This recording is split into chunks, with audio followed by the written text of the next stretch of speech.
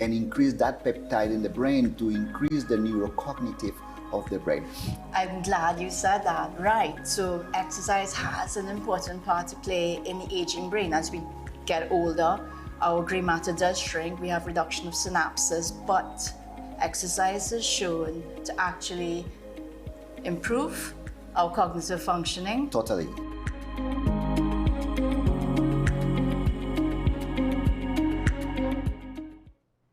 Hi, I am Emiliana Beechan and I am a mental health and conflict resolution consultant. Welcome to Mind Matters, the show where we explore the intricate world of mental health and the art of conflict resolution.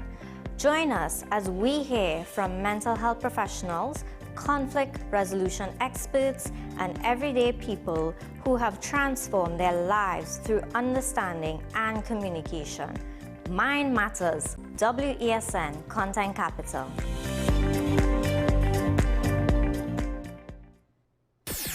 WESN.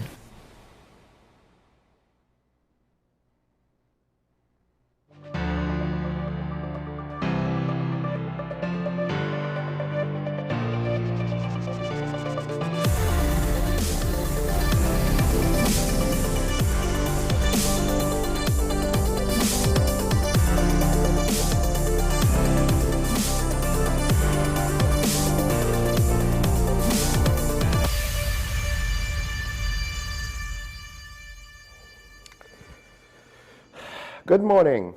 And at a time when the international community is trying to keep up with the machinations of the Americans, it was very interesting how we got some of the most pointed threats that then led into a reported 2-week ceasefire, which I think goes to show more about the modus operandi of the current American administration than much of the analysis of people who claim to know, but they're judging an orange based on their experiences with apples. It's not that it's better or worse, it's different, and you have to be careful not assessing the situation with the wrong lens, with the wrong perspective. So what's interesting now, I think, is while that's going on, and that has the world's attention, of course, and perhaps on some level that even has more attention with regards to certain people in the region, because we know Trinidad Love Tobacco was going on, who at war was going on over there, right? When it happened in our backyard, we all got nervous and everybody was in a tizzy. But we love tobacco and when other people are in distress. We might not necessarily be paying as much attention because we might think it's not as important what's going on with CARICOM. And there have been a couple more reports. The news media, the local news media is rightfully paying attention to what's going on with CARICOM. And there have been a couple more updates to the story, and it leaves me just wondering, perhaps we've been assessing the situation incorrectly. Because on some level, we did the same thing, I did the same thing that I believe a lot of the international media is doing with the Americans right now. They want to judge the Americans based on Bush Sr. and Bill Clinton and Barack Obama and even Bush Jr. and Ronald Reagan and so on. Well, maybe not Reagan. Post-Cold War presidents. Post-peace dividend. And how things were conducted, right? And what looks presidential as opposed to what actually is presidential. At a time post-Cold War world, not just Europe, where peace is supposed to be a given. Don't tell the Russians that. And by the way, their invasion of Ukraine is not a recent occurrence. If you watch enough news, it started in 2014. And I was saying, when the Russians attacked recently, it let a genie out of the bottle and now we all have to suffer. No, someone pointed, hey, 2014, that genie was let out of the bottle. Well, now, regionally, I wonder if to some extent that misunderstanding has been applied. And we've been, looking at CARICOM and the regional heads and assuming things. So when our Prime Minister decided to be aggressive with CARICOM, now from our perspective, we saw an action that seemed unjustified and unprovoked, an aggression, an aggressive stance that seemed unnecessary. But when you, at least, I don't know if there are any conflicting reports. I've yet to see it, right? It seems as though our news media cannot get those conflicting reports from sources in CARICOM, if anything. There is no great way to spin what happened over this whole Secretary General debacle. It is a debacle. And it makes me think that respected regional leaders, you see, on the surface, we have the appearance of statesmanship. That doesn't mean that there's guaranteed to be actual statesmanship behind it. Because TNT was not the only member that was excluded from the vote. And this is not a, well, you know, who's going to get the honorary sash of miscongeniality kind of thing. And even that, because I believe, yes, it's a movie, Miscongeniality, but there's some real equivalent, right? And that has, obviously, it's not the same process as crowning Miss Universe, but that has its own formal trimmings as well. No, this was just done on a retreat. An official function was done in an unofficial manner. I forgot where CARICOM was a private partnership between a few business leaders who could do whatever they want. Now, one of the issues is CARICOM is based via treaty. Again, it's not a legislative body, and there isn't much, people need to kind of come off. When they say international law, it's more like treaty. And treaties are only worth whatever the signatories of the treaty says it's worth. And at some point, treaties are like marriages. It might take two to enter, it only takes one to leave. So there were two other countries that were apparently blanked from the meeting. And if it was just us, I think it might not seem as bad. The questioning, at least for me, might not go down a certain path as quickly. But now I find myself just wondering on the situation. What exactly is going on? What is it that the previous administration was potentially successfully keeping under wraps, or is regional politics that ugly?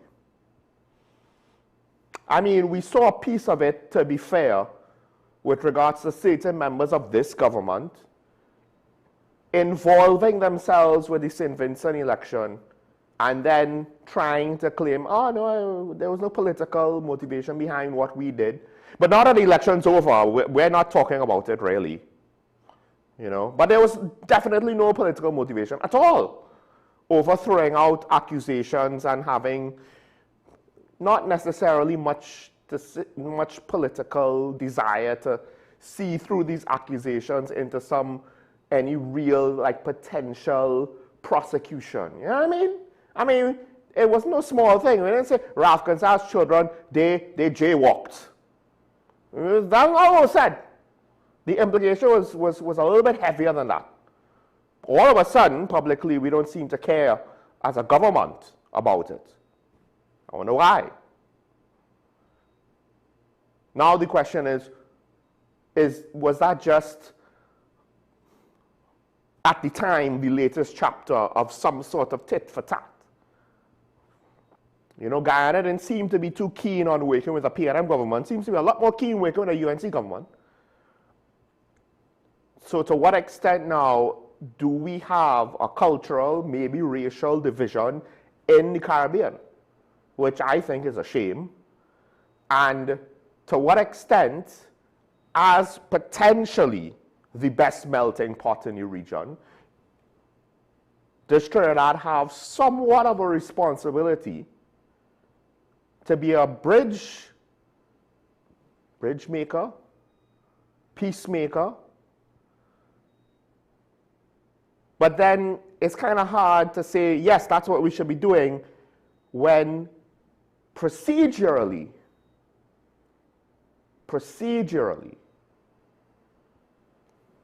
this happens. Now, I don't think CARICOM really is the most egregious party in the Brent Thomas affair. But at the same time, now that this has happened, without a good explanation for this whole Secretary General fiasco, it makes me now, in hindsight, use a different lens. Was similar political bacchanal and political favors and the like that you see in our local, allegedly, politics, was that happening regionally too? Was the whole Brent Thomas affair done in part as some sort of political back-channel deal or favors? Now, granted, on some level, that's how international statesmanship and politics work, right? Depending on what is the quid pro quo. Is it nation to nation, or is it political party to political party? Because I think somebody said it best. At the end of the day, yes, political operators, they do work across the region. Let's not pretend that they don't. Let's not pretend that there's any unique snowflake that's crossing borders and that's an exception and not the norm. But perhaps one of the issues is our political operators, as experienced as they may be, I have already called out the lack of institutional knowledge and practical skills and abilities. And I've also questioned the professionalism of our local politics. Dare I say that lack of professionalism is not just local to TNT, but regional. Because that's what I'm starting to feel this whole CARICOM is. It's the eventual, not necessarily conclusion, but an eventual natural point that we have reached based on a lot of the unprofessional actions that have been bubbling over time. And of course, the PNM would approach it differently, so certain things might be different under them. But I'm not necessarily certain that if we had a PNM government, this would have been very different. It might have taken longer, it might have presented differently, but the economic agendas and the international political agendas, as I was talking about yesterday, the forces that are affecting us, they are consistent regardless of who we elect. All of the external interference will be consistent to some extent, to most extent, not to some extent, but for the most part, regardless of if it's a Balize or a rising sun. So,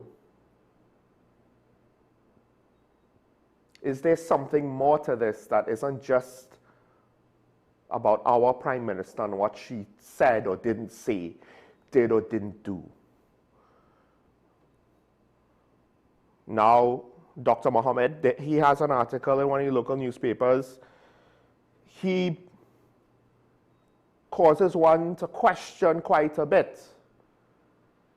And again, this is not predicated on a narrative spun by the government, spun by Minister of Foreign Affairs, or by the Prime Minister, or political analysts like Dr. Mohammed. The starting point is, well, how could CARICOM select a Secretary General and essentially do it in a manner that left out 3 heads of government or their delegates? How does that happen? Antigua and Barbuda and Bahamas, apparently, they were also not present. How do you do something officially and you schedule it for when it's not present? And it seemed as though this wasn't really on the agenda because, again, how do you schedule selecting the Secretary General of CARICOM on a retreat? Who has a retreat to do formal business? Is that the point of a retreat? Sometimes maybe to make certain decisions, but usually that's not what a retreat is, right? And that's not really the type of decisions you will make on a retreat. So the fact that other countries were included begs the question, what exactly was the agenda behind the agenda? Why was this done in the first place? Because let's just assume that everything we think about how our government has dealt with CARICOM being wrong, all of the negative perceptions and suspicions are true. Let's just, for the sake of this part of the argument, assume it's true. I don't think that would be able to justify what's going on.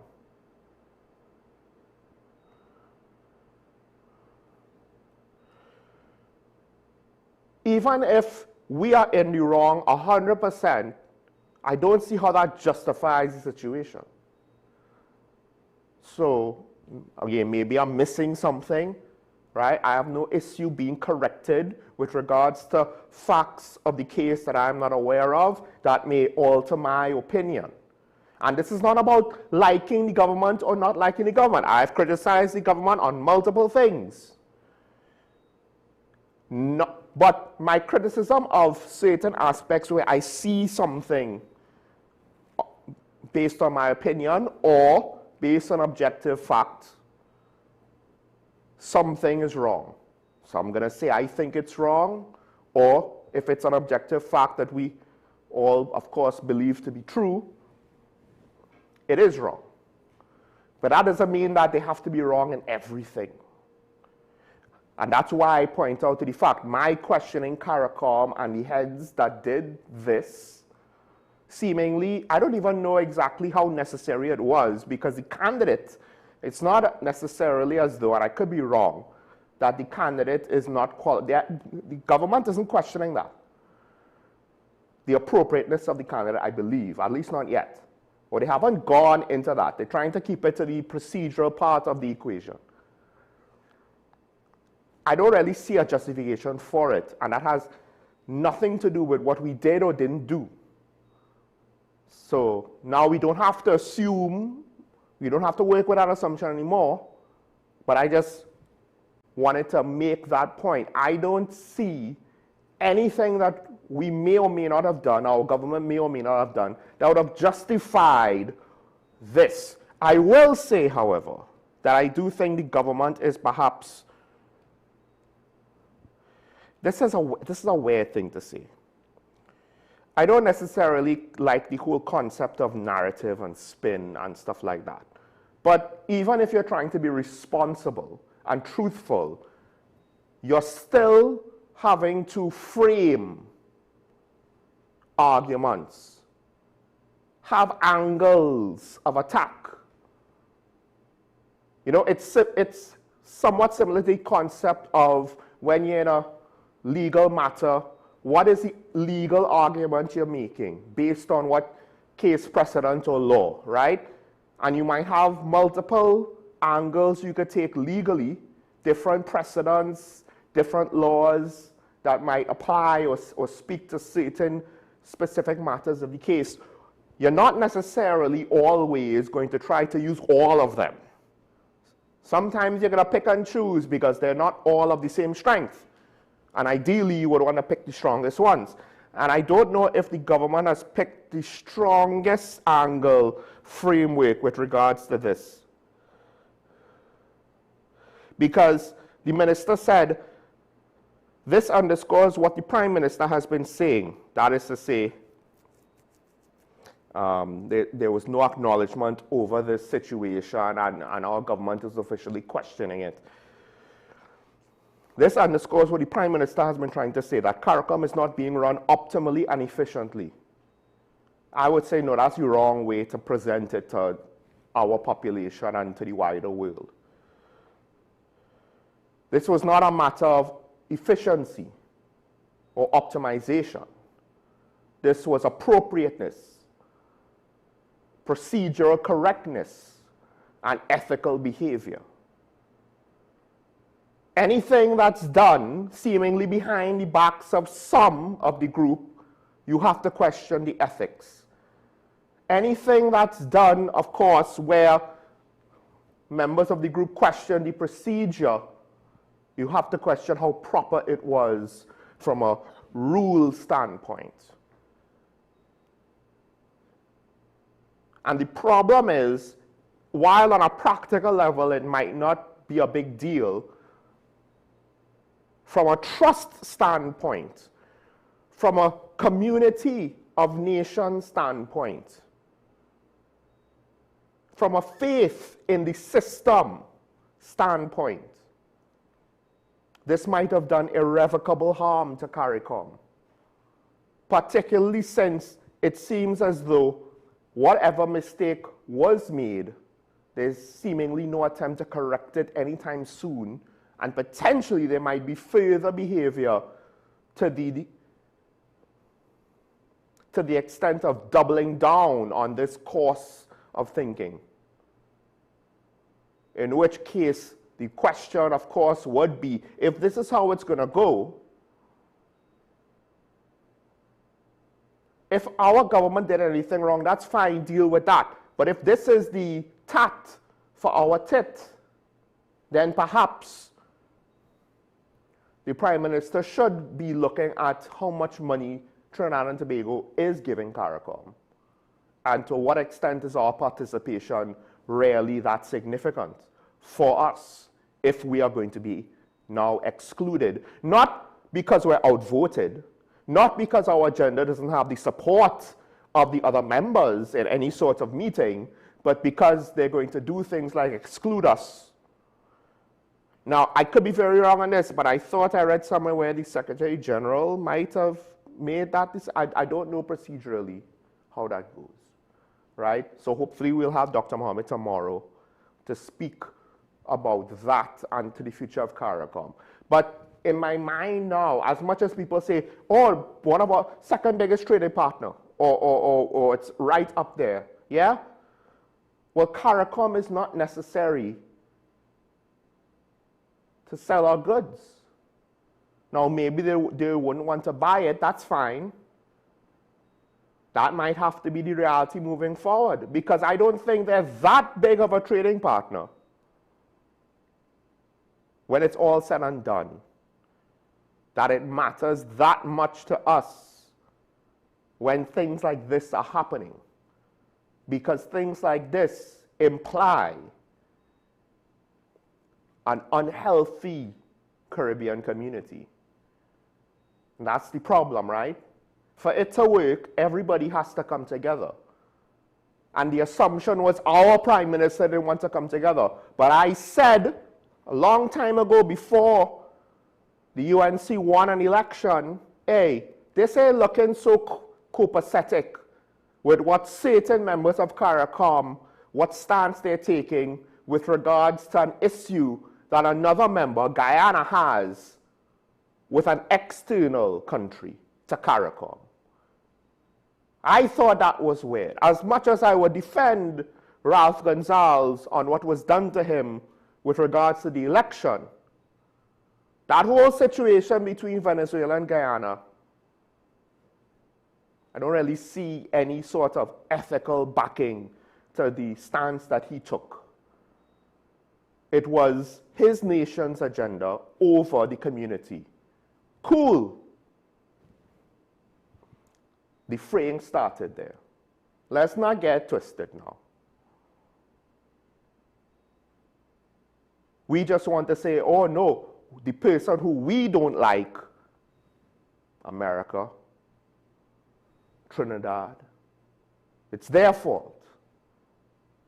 But I would argue neither made the first move with regards to the international discussion of both situations, of both scenarios.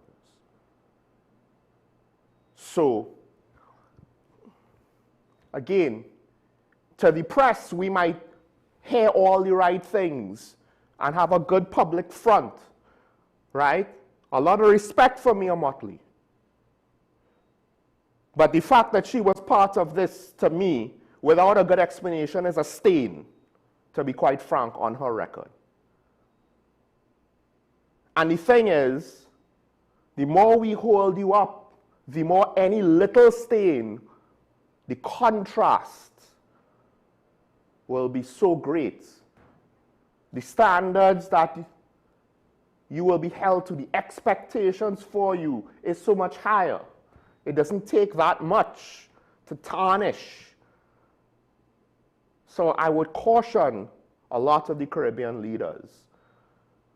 This is not your local politics where one side will win and the other side will lose. This is a situation where everybody could lose. Because we have our country and you have yours. Negative press is not automatically going to put you in a winning position. But I would argue that one of the hardest things for humans to do is to build a community. Actual communities do have incentives for certain functions, but even then, even with the incentives baked in, you don't want to have a dirty neighborhood. You don't want to have a crime-ridden neighborhood, right? But even then, with incentives baked in, we have a hard time making good communities across all cultures and racial and religious and economic demographics. There's always some issue that humans cause for themselves. And if that's the case with just individual humans, why are we assuming that somehow magically nations are going to be this greater level of ethical thinking? Because again, it kind of worked post-World War II when we had leaders that to some degree or another had to live through or were a part of that generation that dealt with real hardship that many of us would probably, hopefully, never know in our lifetime. That had to learn hard-won lessons, the likes of which most of us will never learn. I surely haven't. A lot of the ministers and parliamentarians of a certain age, I don't even know if any of them are old enough to really say they were part of that. Maybe some of the oldest, those in their late 60s, 70s, but definitely not the likes of Kareem Marcel, Saddam Hussein, Barry Padarath, even Marvin Gonzalez. We are too young to see how bad things were. And even the old politicians now, none of them lived through the 20s. None of them lived through 2 world wars with a Great Depression in between. We think we know what bad is. We don't know. Those were the experiences that were the bedrock of things like the UN and CARICOM and the like. But now, in comparison, and yes, I know a lot of people look at Dr. Eric Williams, and I'm not looking to drill down that far. Now, in comparison, when in theory, in this world that was so peaceful, we should have even greater incentive to come together, globalization, blah, blah, blah, blah, blah. The reality is, we are more divided than ever before. And I think the mistake is to assume it's one person's fault. I don't think CARICOM is one person's fault. I don't think the globe and a lot of the conflict around the world is any one person's fault. There's a lot of contributing factors to it. And I think that's the lens by which we start to then question, okay, so now what does CARICOM mean to us? Because we foot a lot of the bill. And I'm not saying we should get a greater proportion of the benefit, but this kind of thing. In your own private life, and this is not necessarily the best direct comparison, if you were treated like this, would you stay? If your business partners treated you like this, would you want to stay in the business? If your spouse treated you like this, would you want to stay in the marriage? Because once trust is lost, it's really hard to be regained. The one good thing, as I mentioned yesterday about nations and the relationship between nations, is governments could change. Well, that's assuming you don't do irrevocable harm to relationships before that change could have any sort of positive effect or benefit. Let me take the comment one time. CARICOM is obviously taking cues from Trump's leadership style. Just as he rules with plenary powers, CARICOM is employing the same methodology. That's interesting because one would argue CARICOM is seemingly opposed to Trump's and America's agenda for the Western Hemisphere and global agenda. One could argue that. So I find that interesting because the narrative would more easily fit that our Prime Minister is taking cues from Trump's leadership style. So maybe your observation, I don't think is necessarily wrong. Maybe this leadership style is not as limited to just one world leader as you would think. Because, dare I say, is anyone thinking Putin is supposed to get a humanitarian award? And there are a lot of other world leaders that you could add to that list.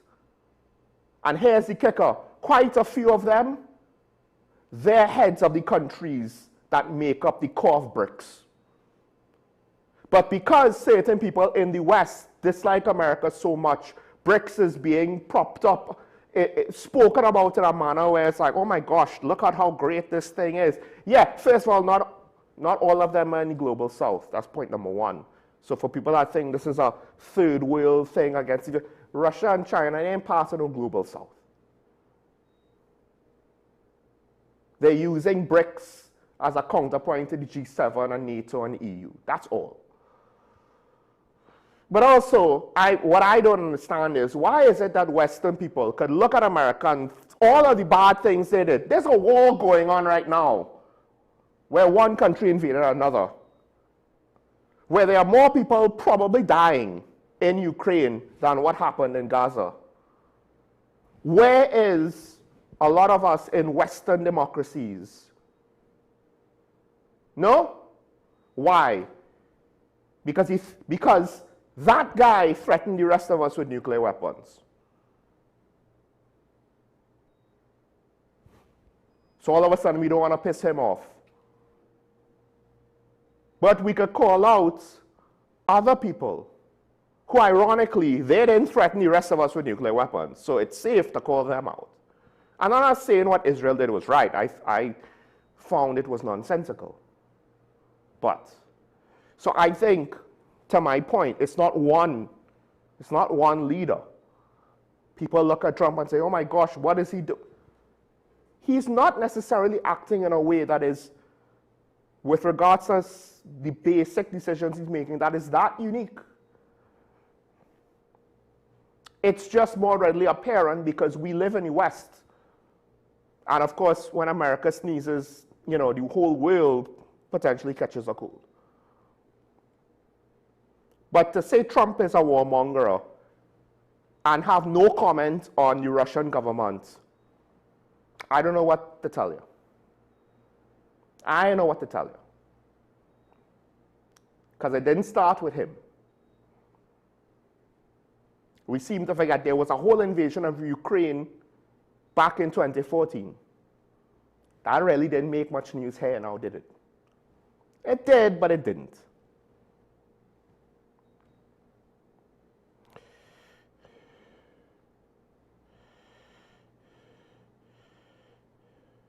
All right, let's take a break.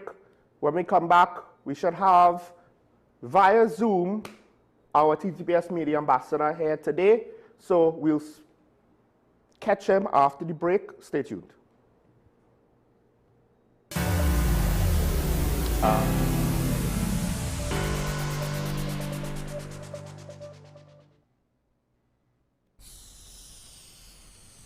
If these walls could talk, they'd cry uncle.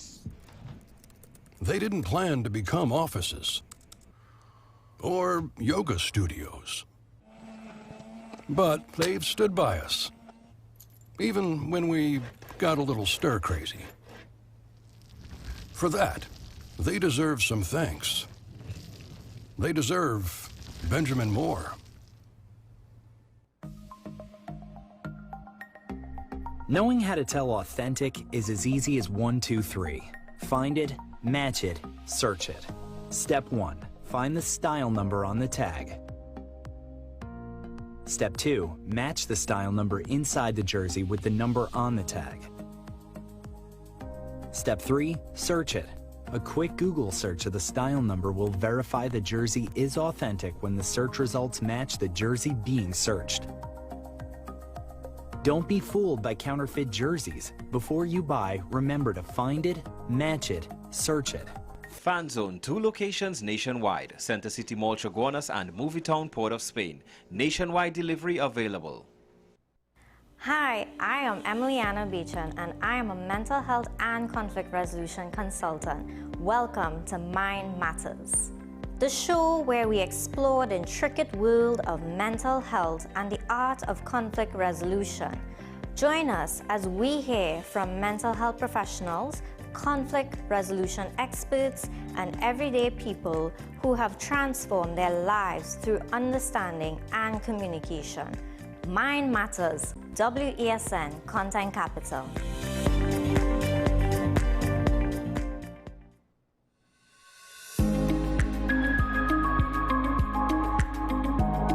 Something very important, there is an intrinsic neurotrophic factor that is released through myokines, that is some peptides that we have in our muscle that produce neuromodulation and increase that peptide in the brain to increase the neurocognitive of the brain. I'm glad you said that. Right. So exercise has an important part to play in the aging brain. As we get older, our gray matter does shrink. We have reduction of synapses, but exercise is shown to actually improve our cognitive functioning. Totally.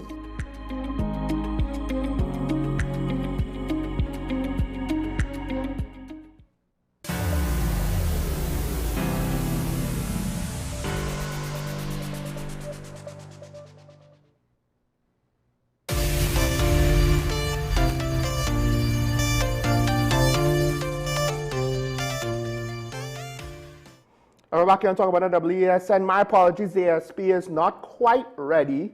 So in the meantime, it gives me a chance to speak about, of course, as longtime viewers would know, tourism, particularly Tobago tourism, is a topic that is near and dear to my heart. I know quite a few people in the industry that have to make their way, their survival through the industry. My family has a small business in the industry, and it's an unfortunate situation that we have set up because of essentially Dutch disease. Now, the THA, they at times have been seemingly trying to do more for tourism. Of course, we don't necessarily know to what extent they are financially prioritizing tourism. Now might be the first time we could see if they are able to put some money in tourism's way. Of course, it all depends on what they actually try to implement. However, the Secretary of Tourism has declared the Easter weekend a success, right? Now, one of the things that was mentioned was the fact that they had more flights having to be added to meet the demand. And this is one of those things where it might have been a success in the short term, but I have concerns with regards to CAL and its financial position and its operating costs for the air bridge. Because right now, the situation with the air bridge, I think, depending on how things go, it might be more and more up in the air. You know, if it gets worse, the eventual outcome might be a harsh reality that we don't necessarily want to consider happening right now. Now, it seemed as though we were able to get a fair amount of Trinidadians to Tobago for Easter weekend. Now, I remember one Easter weekend when I was in Tobago, and I just worked for a few days at a dive shop, right? It was a cool experience. There were quite a bit of foreign tourists staying at Cocoa Reef, so this dive shop was getting some of its business there because it was located nearby, right? I don't know if you would see that anymore, because I'm talking like early 2000s, or literally, you know, 2001, 2002, maybe 2000 itself, or 1999, somewhere in that range. So this is, you know, over 2 decades ago. I don't know if you'll get that level of foreign tourists now during the Easter period, right? And these were British tourists, which was not necessarily something that I see a lot of within the last decade and a half. But we used to get them. Not necessarily so much anymore. One of the things we have to kind of ask is why? Because here's the thing about marketing the island, or marketing the country, because you could, Trinidad and Tobago is a package deal. The differences could make it more enticing to tourists, right? Of course, Tobago is the more traditionally sun, sand, sea tourist island, but there's a lot that Trinidad has to offer that will then make it more dynamic. Otherwise, Tobago is just trying to compete with the rest of the Caribbean, you know, at the game that they've been playing successfully for quite some time, and we have been declining in. But marketing, if the THA could spend some money to market their island, and central government could spend some money to market the country, perhaps that could then also translate to customers for Caribbean Airlines. Because one of the best ways to maintain flights to England for the diaspora is to also have foreign tourist customers that could help even out the demand curve. Because yes, you want demand to be high, but the problem is our demand for our tourism product has a lot of peaks, but with peaks comes valleys, and with valleys comes times of drought, times where revenues drop, times where you have to use what you made during the peaks to subsidize your operating expenses because your revenue might not be high enough. And for an airline, it's even worse because, again, ideally you would have consistent traffic so that both legs of the flight would have enough customers that you won't incur losses.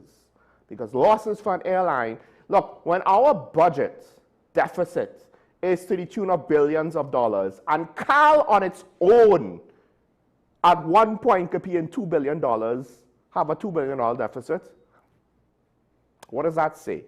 In terms of the financial stakes as an asset, as a company, CAL might be one of the biggest entities financially in Trinidad and Tobago.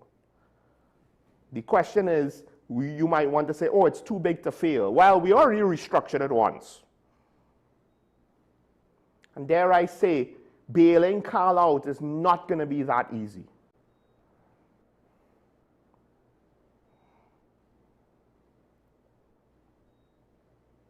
So the THA, a lot of the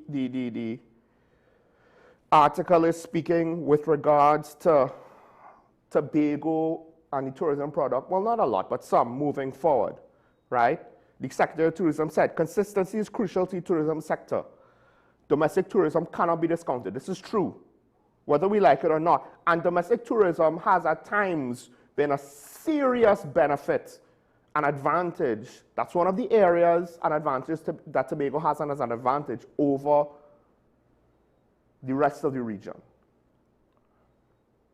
But I guess part of it now is, to what extent do some people take domestic tourism for granted? And we don't always get the best customer service. We don't always put out the best product. Of course, some of the domestic customers are not always the best customers, but some of the foreign customers are also sometimes not the best customers. But this is one of the things where the industries can ask the government to do more. And it's not about grants and loans for renovations. Magdalena could pay for itself if it had customers. Hilton Trinidad could pay for itself and its own renovations if it had customers. Or at least the government could pay from their share of the profits. Pay for all the renovations, and it doesn't have to be coming from the public purse. But they need the customers to get the revenue. They need the volume of sales. They need the churn and the turn and the constant economic activity.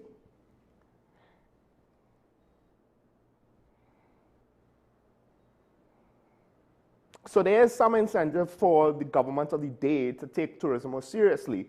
But the trick is that has to coincide with Trinidad and Tobago leveling up its game with regards to professionalism. Because one of the sad realities is, and this is not unique to us, but I think it's still a fair statement to make. Now, at times, there's very few restaurants that I enjoy going to, right? I haven't gone to the big expensive restaurants because, you know, the kind of prices that I hear you're paying for in some of those places, it is a necessity to have great customer service, right?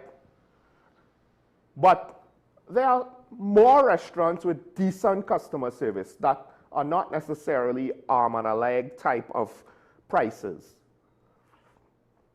That said, we need to look at this thing more holistically as we really need to improve our customer service in general, because that impacts our tourism product. And at times people, you know, they might be a little bit more friendly and professional and courteous to foreigners for whatever reason. Oh, well, you're strangers, you don't know your way, let me help. Or you have foreign money and I want a piece of that action. But I think on some level, if we want tourism to really have a chance, we need to be more professional. Just overall, it could start with being more professional to each other, and then by being more professional, when we have unprofessional customers,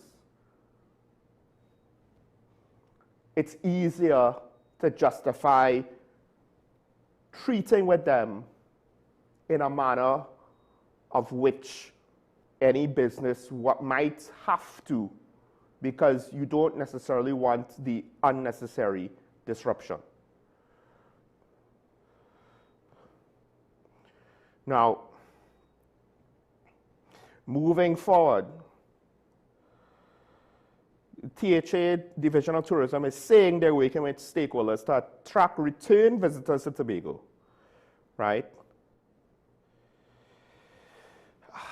And this is one of those things where they're saying festivals and events need to be promoted well in advance to allow tourists sufficient time to plan their trips. This is true. No one buys international flights now for now, unless there's a discount, which can happen, but let's be real, we can't expect that to happen and to be a thing. But I think all of these things point to, well, our product is limited because our experience in the tourism space is limited. Not because we're incapable, but rather it's because we had this thing called oil and gas now. And at some point, politicians figured out, hey, if I can make you dependent on me, I'll get your vote. So why am I going to fight up to build a tourism industry, a tourism sector that's going to be owned and benefited from private businessmen and women when I could just give people government jobs and they'll vote for me? You know what I mean? There's a lot less effort on my part. I win the election and I'm free to do what I want in between elections. That's generally mindset, right?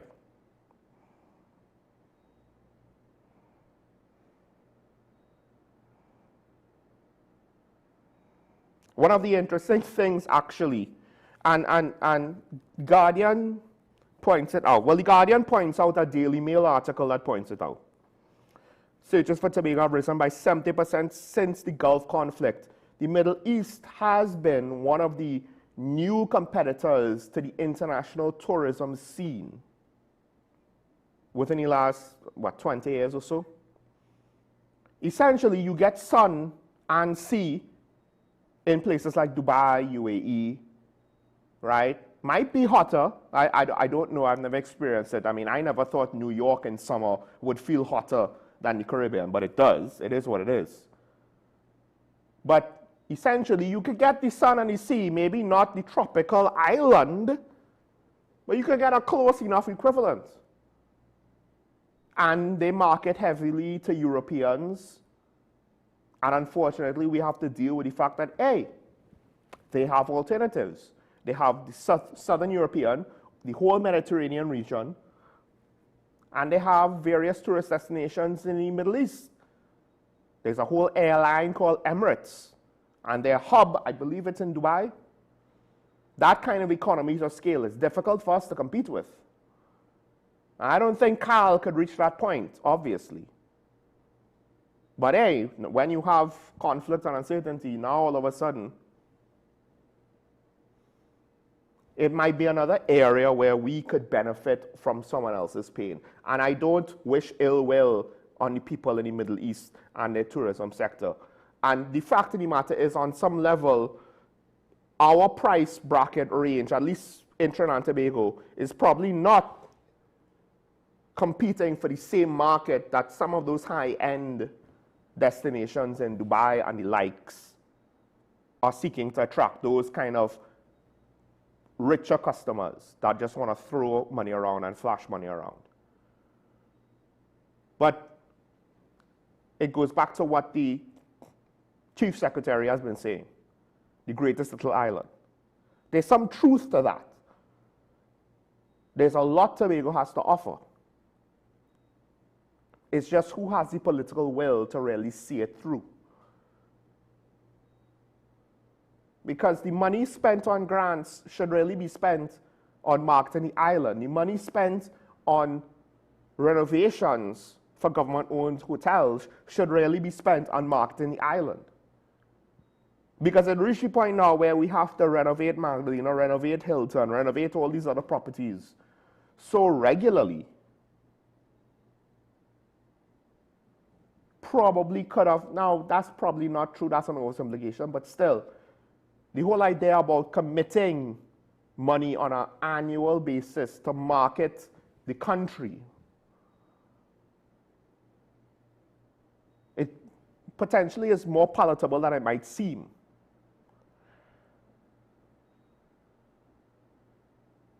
Now, of course, then there's the whole thing about competing with the rest of the Caribbean. But again, we don't have to necessarily do it exactly how they did it. We don't have to set up a tourism sector exactly how Barbados set up their tourism sector. We have certain natural advantages that we could lean into, cultural advantages, or at least cultural differences that we could lean into. Because if we don't, and I think this is the key point, what might make things like the air bridge subsidy affordable, and I kind of said this already, you could take a loss on the air bridge subsidy, that is to say Cal potentially can, if they're making a profit elsewhere. The problem is, and I think this is something that the THA has not spoken to, CAL is acting as though they're a social service to the entire region and internationally for the diaspora. And I don't know if they have a market base or a customer base outside of regional customers and the diaspora. I don't know if we do. So at some point, CAL has to have some segments of its operation, some area where it's ruthlessly for profit. At some point. Otherwise, it's going to fall. And when the THA says that the airbridge subsidy must remain, that's nice, but you can't just say that. As citizens of Trinidad and Tobago, as tax-paying citizens, and because there is freedom of movement that should be enjoyed by all, we value and appreciate that subsidy. We understand the responsibility of government and the THA to advocate for its retention. Well, here's the thing. We could potentially put that subsidy, base it on the people who actually utilize the airbridge. Not because I want to say these things, but because our economy might be that bad. And we can't take it for granted that the government could afford it. Because we're not talking about small money here.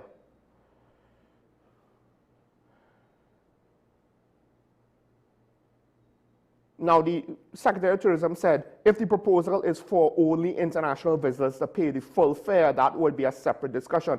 I don't think there's enough international visitors right now for that to make a difference. That would be a drop in the bucket, potentially. We don't market the two islands as a twin island experience, first of all. So the only people that use the airbridge rarely are going to be people who have to get a connecting flight because their flight brought them to Trinidad. But quite a bit of the international flights go straight to Tobago. Or at least in theory. We will have to explore other ways to address a bailout for CAL. We value the subsidized rate. The THA, in collaboration with central government, will do everything possible to ensure that any decision regarding the bailout does not affect the pockets of citizens of TNT. That's fine. You could say that. But that is not that different from the Prime Minister saying, we'll find the money. That's cute. It is to some degree reassuring, but there isn't anything backing it up. As in, okay, what do you propose in order to keep the subsidy? See, that's useful. My proposition is, and it's a very basic one, but going back to what I said before, if CAL was the airline to bring in international customers, to get that business, to get that revenue, it will be in a better position to afford the situation at hand. Because the argument is actually not necessarily about the subsidy, you know. This is the funny thing. CAL needs a bailout is technically a separate situation to the subsidy. CAL needs a bailout is saying that right now, financially, we have a hole. The subsidy is not there to fill that hole. The subsidy is already subsidizing the operation to keep prices down. Removing the subsidy is not going to impact the hole in terms of more money coming in to fill the hole. Removing the subsidy is to increase the price. Increasing the price reduces demand. Reduction in demand will reduce the losses because you will have less flights having to return from Tobago empty when Trinidadians go across at the start of the vacation, and less planes having to go to Tobago empty to retrieve them at the end of the vacation. Because subsidies force artificial demand and supply. It artificially impacts the curve, the demand curve. And then now, that extra demand needs to be met. The problem is, Carl is operating, this is the price. It is the ticket price plus the subsidy. Economically speaking, our balance point for our supply is based on that, ideally, because that's the cash flow that we're operating with. But demand is artificially inflated because the price for the consumer is different. And that imbalance is part of the problem.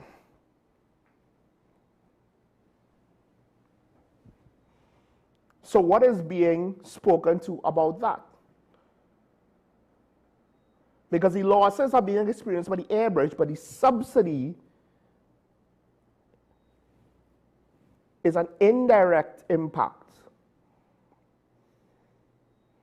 One of the other ways to deal with the losses, at least with regards to the air bridge, is how do you even out demand?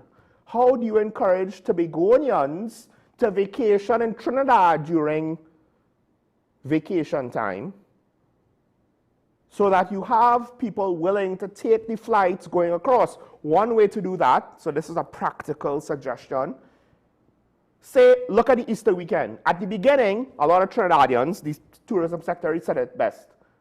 Domestic tourism for Tobago, great. What about domestic tourism for Trinidad? It doesn't have to be to the same level.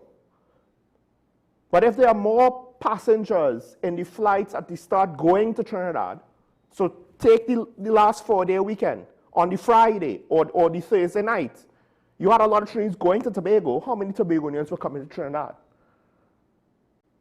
Usually, in my experience, the opposite end of the demand leg is going to be near empty, which, when I was living in Tobago, made it at times easier for me.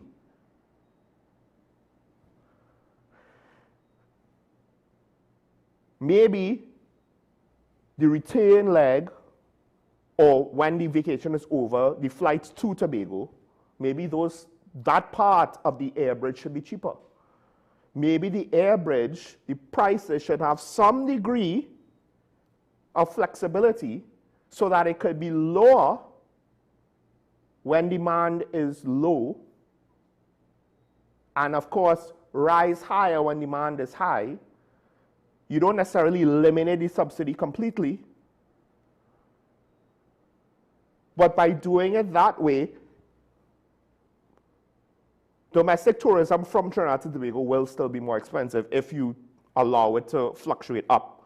But at least fluctuating down, you might actually earn more revenue on the less popular half of the return flight. And that could contribute to evening out your revenue position. Contribute to those fuel costs and maintenance costs, which are going to be incurred regardless because the planes can't stay in Tobago.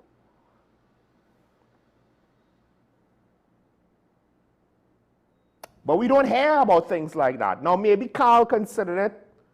Maybe the government vetoed it. I don't know. We don't hear about any sort of innovation or even just out-of-the-box thinking on pricing schemes, how to affect demand, how to try to change the circumstances. All we hear about is, well, it's bad.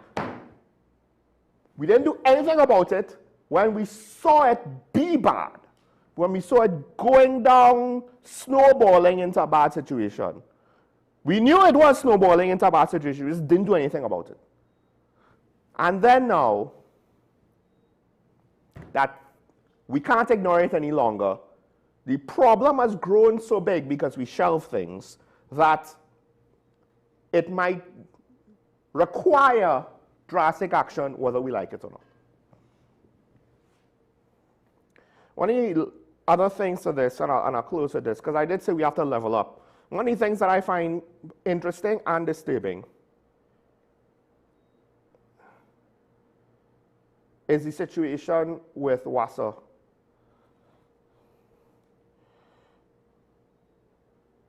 The situation with WASA in Tobago. Now, I didn't follow it fully, but I've been told, hey, water levels, water supply on the island during Easter, really bad, a lot of pressure. Not water pressure, actual pressure. I believe one worker of WASA might have been a part of the whole, what is, at least at one point was reported as acts of vandalism, sabotage. I don't know if terrorism was included there.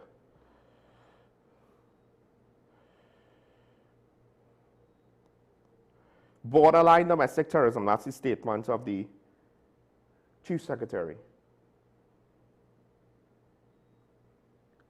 It's things like this, that's one of the reasons why we are not a real tourism destination. If we want tourism to work, it's going to be, for the most part, all hands on deck. At least in Tobago. But even parts of Trinidad. Because the bad experience in Trinidad could cause people to never go back to Tobago. And you might think, oh, I'm not a tourism worker. Yeah, you work in a restaurant, particularly in an area where tourists might venture, like the capital.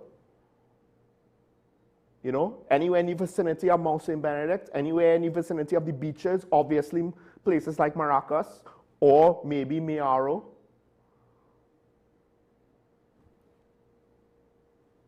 Taxi drivers. But even just some random person on the street that sees a foreigner. All hands on deck. You might not necessarily have to invest a lot of professional time and effort, but on some level, understand that we all represent our country. Are we ready for that? And then we definitely can't have things like this. And the crime situation also does not help, to be honest. So perhaps now is not the best time to have a great push for tourism, at least in Trinidad. But at some point, you have to include Trinidad, because by not including it, you put one arm behind, you tie one arm behind your back, you hamstring yourself. We are a twin island nation. That is part of what makes us who we are and part of our advantage. And if we're not going to utilize it, then we really are amateurs. Let's take that break. When we come back, we should have the media ambassador. Stay tuned. That is not getting on.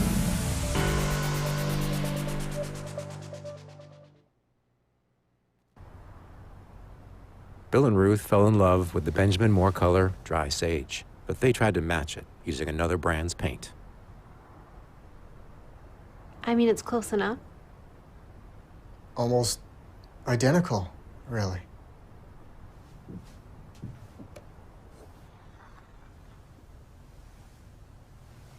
Yeah, there it is. Never trust another paint to be a Benjamin Moore color. Hi, I am Emiliana Beechan, and I am a mental health and conflict resolution consultant. Welcome to Mind Matters, the show where we explore the intricate world of mental health and the art of conflict resolution. Join us as we hear from mental health professionals, conflict resolution experts, and everyday people who have transformed their lives through understanding and communication. Mind Matters, WESN Content Capital.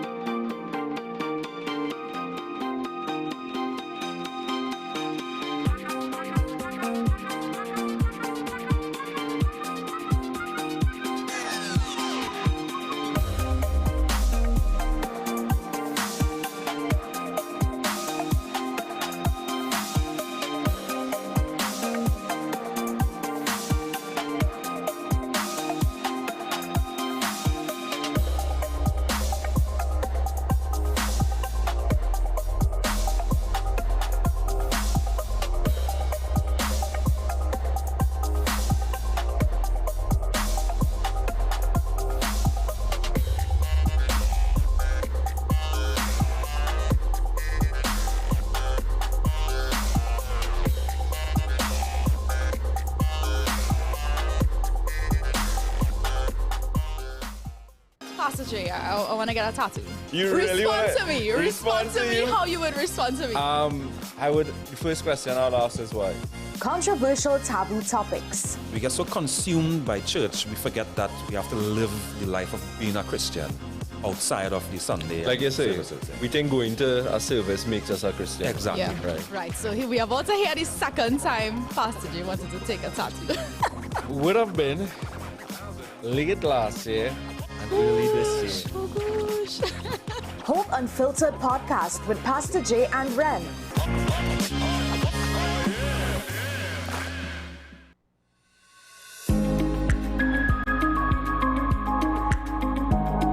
Something very important, there is an intrinsic neurotrophic factor that is released through myokines, that is some peptides that we have in our muscle that produce neuromodulation and increase that peptide in the brain to increase the neurocognitive of the brain.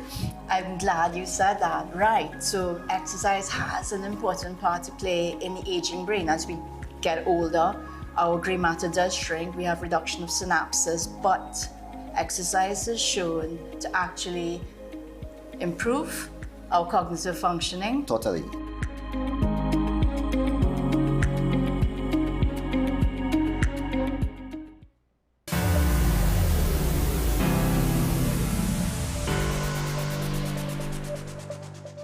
I'm back here and talking about the WSN Content Capital. Allow me to reintroduce myself, Sean Michael Small, and I'm joined by our media ambassador, acting ASP, Christopher Arun, via Zoom. Chris, welcome back. Morning, how are you doing? Morning, morning. Good day to you and your colleagues and your viewers. Sean, thanks for having me. Well, thanks for joining us once again. It's good to see you. Yeah, I've been busy all morning. I've actually come out of a meeting. I'm going into our next one, so I had to stop just to have this interview, to join the program. All right, so I mean, a lot has happened since the last time you were on. Right. And we actually haven't had a chance to speak because you've been so busy. So Yeah. what is it that the police wants us to learn today? And folks, I will once again just say this. More often than not, this is something that you need to hear. Yes, I know you wish the media ambassadors would speak about the bacchanal, about this, about that. But no, this is about practical, on-the-ground stuff. Chris, what you have first? Right, so two things.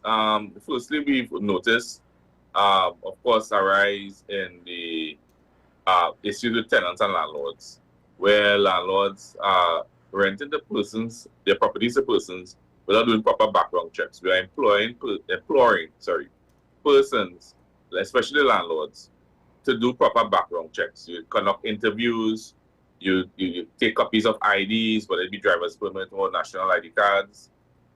You get a reference from a previous landlord. If it's somebody who is employed, of course, you would want to get somebody who is employed, and you would want to get like a letter of employment or what they call a job letter, because you want to make sure that the persons that you're renting to are acceptable persons in the community. We've actually seen cases. I remember this case where we got several hundred rounds of ammunition in a gated community in an apartment. The tenant at that time, he was really from another area, and he was using this apartment as a stash house for drugs and ammunition. So we got several hundred rounds of ammunition and several kilos of marijuana. And the landlord had no idea that this guy was involved in this. Mm-hmm. And it's based on our surveillance and whatnot, we were able to detect this. And of course, help from the community. And again, so this is just one example. I remember there was another location, another gated community, where persons were using the entire house as a brothel. And we actually found marijuana there. Persons were charged. In both cases, persons were charged. And, we see this often more than we would like to see it happen. And we are imploring, especially landlords, to do the necessity to make sure that the persons they're renting to are credible and good character persons in their communities. Because that's not renting an apartment, or you're not just renting a building or business. You're renting a community, because actually community that suffers if you have these persons with these bad characters in the community. Right, whether it is a neighborhood or a gated community or a block of apartments, a tower of apartments, because you have various economic brackets of renters. One of the things, I never experienced this personally, right? Whether via family members or friends I know who are renting or what have you. Yeah. But I have heard that real estate agencies, I believe it's real estate agents, will also source tenants for properties, particularly, of course, I think if it's gated communities. And one of the issues landlords have, I know at least one anecdotal example of this is you take it for granted that the agent will deal with it. And then only to find out, not necessarily drugs and guns, but something was happening and it caused the owner to have to intervene directly and because this was, as you say, it wasn't just a house that was out in the wilderness by itself. No. This was an apartment in a building that had other tenants, and more importantly, now the owner, who knows what's being done, and then you could be involved or implicated, not for the government, but implicated with the criminal, entities in the criminal underworld, and you don't even know. Yeah, so you see that. So you see when the migration of crime. So you see that with the migration of crime. So persons will leave hotspot areas and migrate to non-hotspot areas to commit crimes and to hide out in these areas. So you would see where you see traditional areas like, for example, Sangre, you would see that areas are kind of rural district. You actually seen some migration of crime happening there, where persons from outside the community comes in now and creates a hotspot in that community and commits crimes in those communities. One of the other things the landlords could do, as a matter of due diligence, everything should be in writing.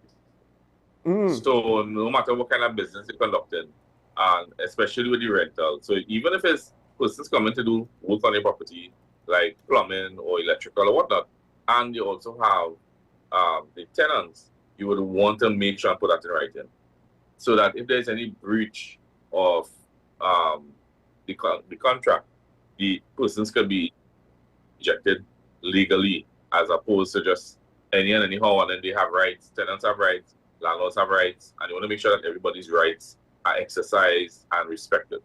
So make sure and put that in writing and have parties sign it is witnessed, and if you need to go to a JP or whoever in the community to have that endorsed, of course have it done, or attorney to advise you on that further.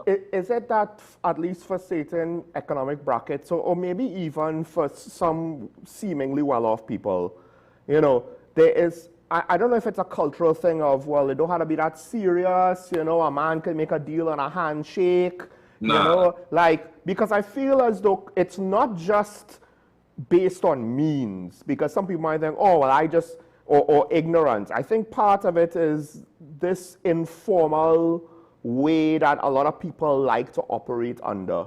And it might have worked in the past, but not anymore. Sean, we gotta get away from that, because it's creating disputes, unnecessary disputes. Like Saturday, I was out on inquiries in the northern area, and there was a dispute between a contractor and a worker. The contractor is from one country, another country other than Trinidad, and the worker from another country out of Trinidad. And the thing is, the reason I mentioned that they were not from Trinidad is because there was a discrepancy and an issue with communication. And if they had simply put it in writing, it was just a 14-day project, and the worker was claiming that he was poorly paid or paid under what he was supposed to get. And the contractor is saying, no, this is not true. I gave him his first week's salary, he accepted it, and then he came back for the second week, and now there's an issue. So we had to engage him at the police station, and they had to simply trash it out, because legally they must make a report, of course, and then they go to the court to deal with the dispute. However, they end up trashing it out at the station, and they paid off each other and whatnot, and they settled on that. But if there was a contract in place, or there was something in writing, it's a one page, you take a one page and say, no, I agree to accept this amount of money for this amount of work and whatnot, these things would land the employer in better waters, as opposed to the legal battle that might ensue. Because the other guy, he even issued threats, and we had to warn him that even though that somebody has money for you, you cannot threaten them. And we had to warn them about the threats. And it was becoming volatile. I may have even ended up violent because one of the parties has no ties to Trinidad. He could have just simply jump on a boat and leave after he committed his threats. So, we had to take this seriously, and thankfully it was sorted out in the station. And again, we are asking persons, let's not go down the road of informal agreements. You have attorneys, there are many attorneys that in the market is saturated with attorneys. There's police stations, there's all avenues, there's a lot of avenues that you could take to put these things in writing and have it endorsed and have it signed and witnessed and whatnot and prepared and dealt with so that there's no ambiguity when it comes to the relationship you all had and the arrangements you all had. Well, here's a question. To what extent, because you're saying getting in writing, so of course, there's a lot of things that requires, right? Some degree of understanding of the law and how this works, but also the basic skill of reading. Has potentially functional illiteracy or just, because some laborers, we're not going to assume, right, are not necessarily poorly educated, but some people who the education system either didn't work for them, it failed them, or they just didn't work well in it, they end up being potentially looking to do that kind of work, right? And to what extent now does that kind of make it difficult to get everybody on board to... Well, those are the what we call the variables, of course, and sometimes it's more constant than variable where persons are not as literate as you would want them to be in society. And we do come across a lot of people like that in Trinidad, especially when they come into the station. We recognize that not some, but a lot of people have illiteracy issues, and we tend to ask them to involve members of the public that they can depend on. As I mentioned earlier, the justices of the peace. They are basically free, I believe, and you could depend on them for some advice to assist you with even preparing documents. And I'm not too sure of the fee that they charge, if they do at all.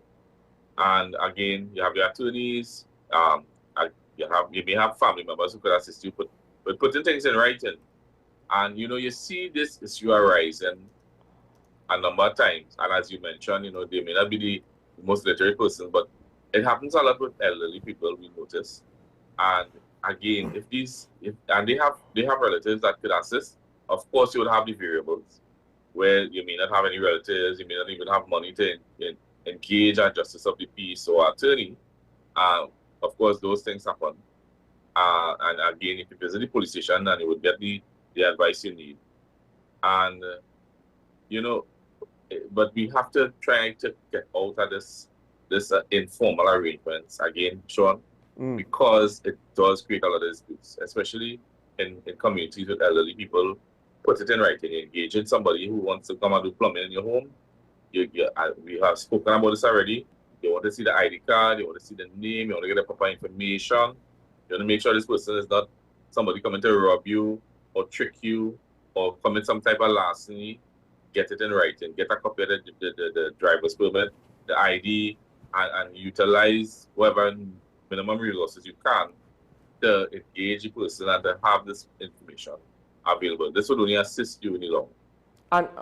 And to some enterprising tradesman, being willing to provide all this information could be a benefit to say, hey, look, I'm safe. You're safe with me. Don't worry about that. Right. But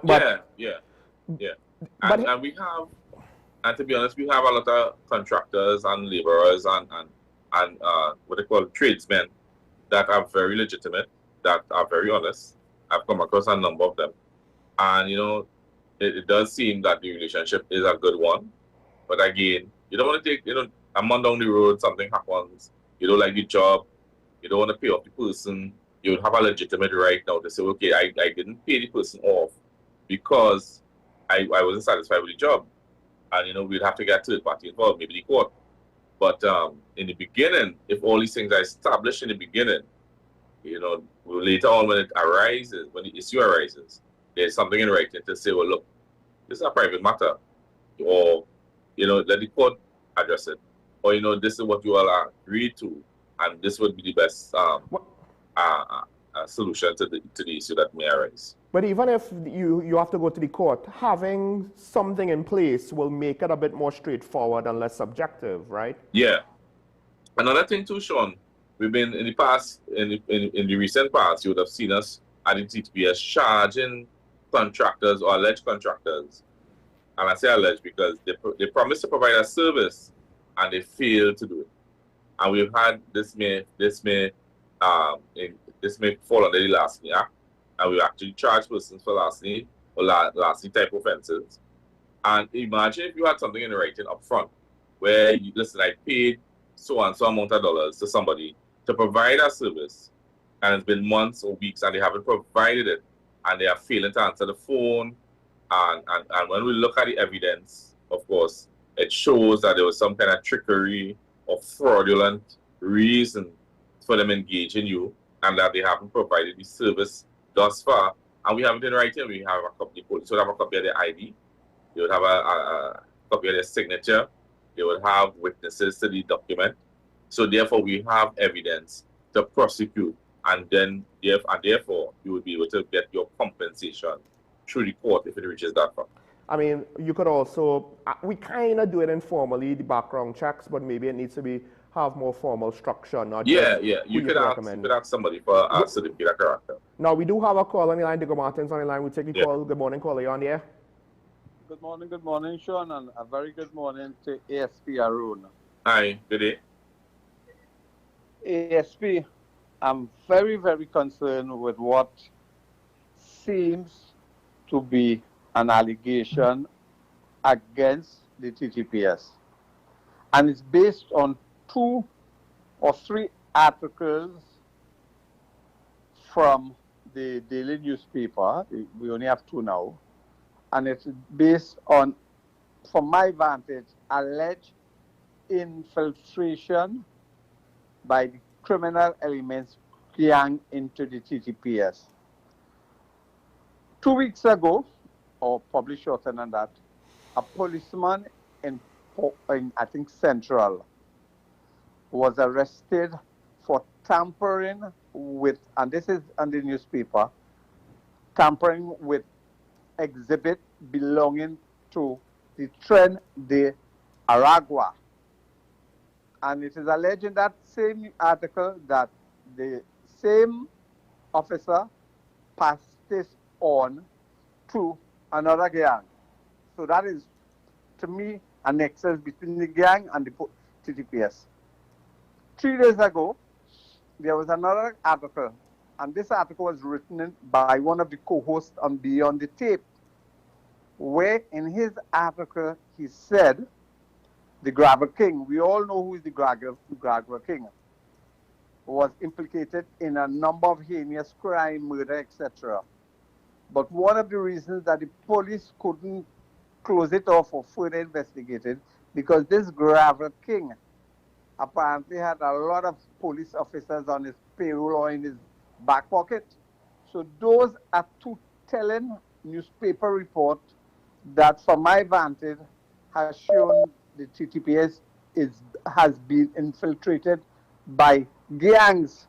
Can I have a response from you on that? And hopefully you will enjoy your day. Thanks, Amplia.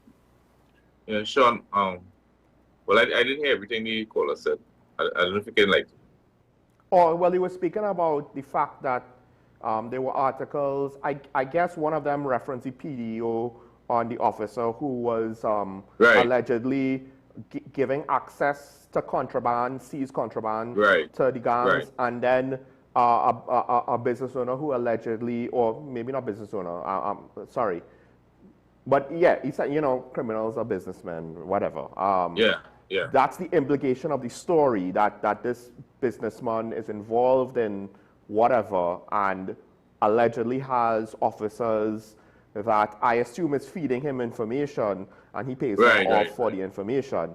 And the articles basically, he wanted a response to that because he's saying, well, look at what these things are revealing, or allegedly revealing. Well, I heard him mention that there was some newspaper articles. I really don't get a chance to really read newspapers or look at the news. However, I remember in my in my we get reports, and one of the things I did see was the officer getting charged and a PDO being placed on him by the minister. And of course, I can't deny that happened, in the sense that obviously it happened in the sense that he was charged and he was placed on a PDO. But in terms of the matter itself, I can't speak to it because it's under investigation. But somebody was charged. Yeah. And what we recognize in the TTPS and in the country on a whole is that gangs operate on intelligence and counterintelligence. So you have intelligence being traded up and down the Caribbean. There are gangs operating up and down the Caribbean. We have, including Trinidad and Tobago, and they would try any means to infiltrate and get information from any source that could possibly assist them in their gang activity. And what we have recognized and we do in the TTPS is we investigate every matter that comes to us.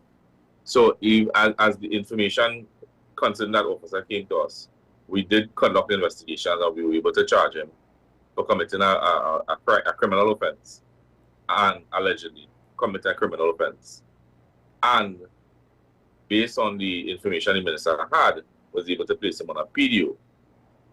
To say that there are more officers involved in this matter, I can't say, and it wouldn't be correct for me not to say that it may not have more officers, because I'm not aware of any.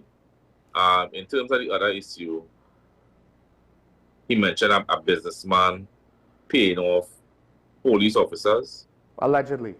Allegedly. I'm not sure if I've read the article. I know there was another officer held on a PDO. We do have another call though, so I don't know if you could stick a pause on it.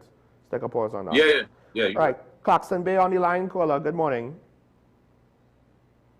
Morning, Sean. This is Davide. Yes, morning. Yeah, a pleasant morning. I am in total agreement with ASP June, and I think that the length of time that the police has been warning citizens with respect to scammers, showing people will rent your car in San Fernando and you will see it pulling Bull in Belmont,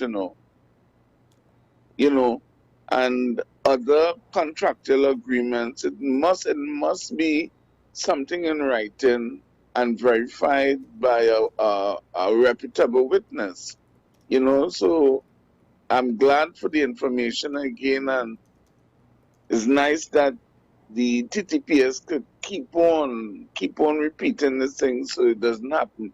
Sean, taking a look at the appointment of the GenSec and Trinidad and Tobago complaints, but we here in Trinidad and Tobago, through our leader, has breached almost 80% of the agreement with CARICOM.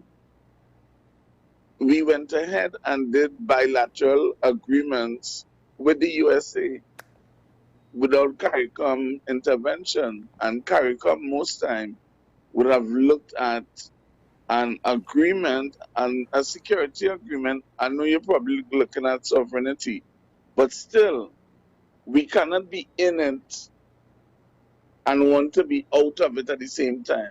My understanding, you are saying a retreat, but I understand an agenda was sent out for the entire conference. And Trinidad and Tobago left on that last day of the conference, which was the retreat. And most conferences that I have been to, like head of OCO, the Organization of Caribbean Utility Regulators, when we have conference, you do your appointment and reappointments at those conferences. So there's nothing strange with that. But I cannot see how we want to breach certain things and still be part of it again. So two wrongs can't be right. And I think that Trinidad and Tobago have to say right now whether you want to be a part of CARICOM or you don't want to be a part of CARICOM. From studies done with international relations, CARICOM has failed us. CARICOM has failed us a lot. Likewise, I don't want to be contradicting myself. It has done good for us too, because we would have seen where brother islands help others in case of national disasters and other things. But if we want to be part of CARICOM, then we should follow the, as you say, it's a treaty, we should follow the rules and regulations in totality and not just part of it. Wonderful program as usual. Thanks again, officer. Thanks for your information. And you all have a blessed day. Thank you, Yeah, caller. thanks for the compliments. I'll try and be quick. Britain is no longer part of the EU. That doesn't mean that it's not part of Europe.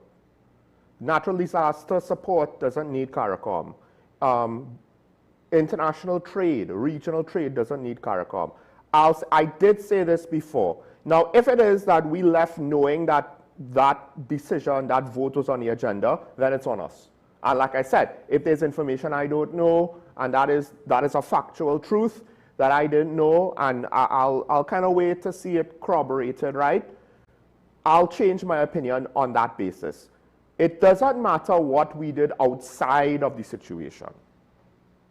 It doesn't excuse what potentially is a break in procedure by the members of CARICOM and how CARICOM is being run. We could be guilty of everything that we have accused the Prime Minister of, our government of ourselves of. As you said, two wrongs don't make a right. And also, CARICOM is not a political body. It's not the EU.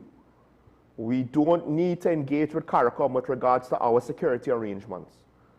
CARICOM members don't need to engage with us. That's why St. Vincent and other countries could prioritize their agendas first, and we technically can't say, well, that's wrong of you to do it. We could disagree with them. I disagree vehemently with Ralph Gonzalez's position on Venezuela if we assume we all prioritize CARICOM, but I have no legal standing to say, oh, well, St. Vincent was wrong for saying that, right? It was on the basis that it seemingly went against another CARICOM member. So how important, what is the priority that we place on CARICOM itself? Because I do think that part of the problem with CARICOM is it's kind of been, it's been stagnant and it hasn't grown. And at this point, I fear it will do the reverse. It will go backwards. Chris, you have anything to add? Yeah, well, not on CARICOM.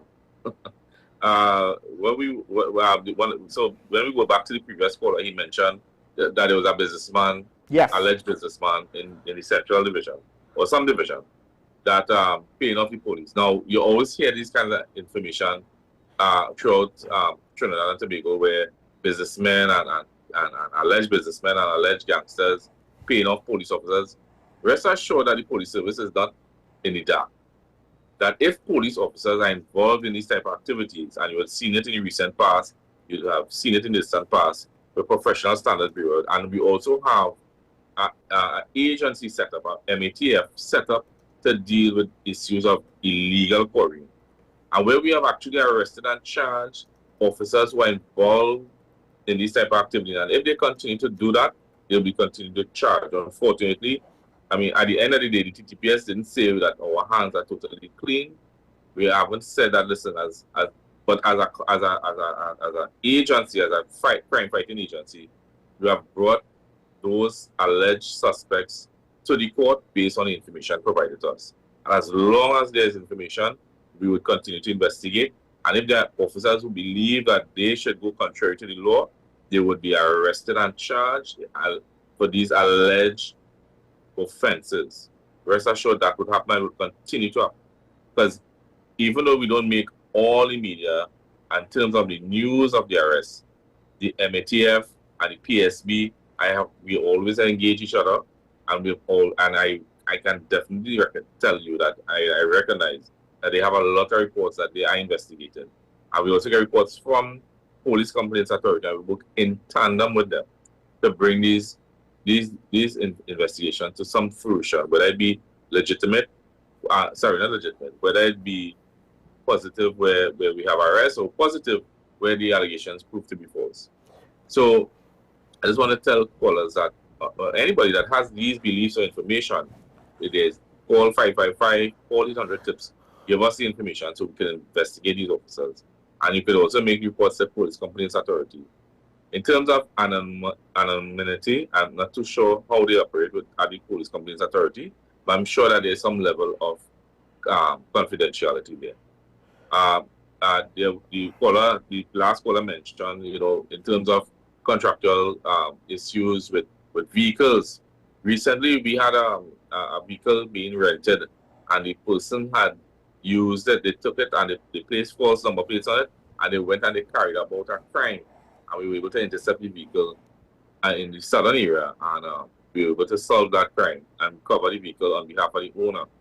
And I would like to implore owners of vehicles, we still have some thefts, and we implore you that if to use or utilize more than one avenue to track your vehicle, put on GPS, use target hardening avenues such as the lock to put on the steering, or the lock on the gear lever, the shift, the automatic shift lever, gear lever, and whatnot. So you can use different avenues to secure your vehicle. Persons are purchasing vehicles for $80,000, $100,000. That's a lot of money, and they're not even putting target hardening, what we call like the GPS or devices on their vehicles. And we would like to implore them to utilize. I know utilize one, utilize about 2 or 3, because when they come in to dismantle one, they don't know about the other 2 or 3. And it might be a good idea to also have about 2 different type of GPS tracking devices on your vehicle, because we've been able to successfully recover vehicles recently because the owners had put more than 1 GPS devices on their vehicle, and the criminal was unable to dismantle both at the same time. Right? So I just want to mention that. The other topic we wanted to mention, Sean, is that with the recent deaths, although we have about 26% less road fatalities this year than last year for the same period, January through March into April, there is still, to me, it's quite a high number of road fatalities.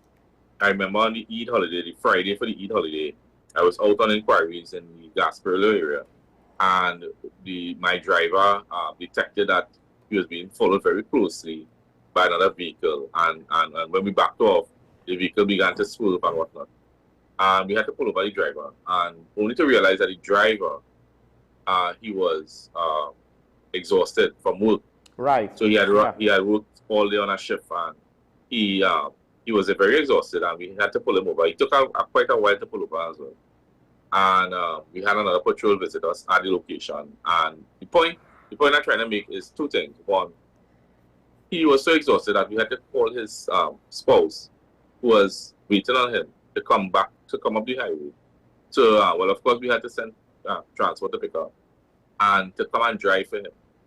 He was that exhausted. We didn't want him to leave that location exhausted. Mm-hmm.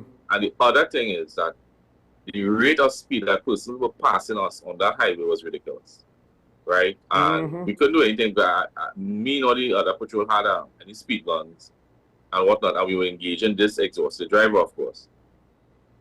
And the rate of speed we saw persons driving on that highway, it bewilders me as to what to do again, or what the TTPS should do, or what law enforcement should do, to have persons drive at a slower rate of speed. The laws are there, they should be in effect, and persons are oblivious to that. One of the patrol officers who was with me mentioned that when they do have speed traps set up, there are times they have to seek what we call protection.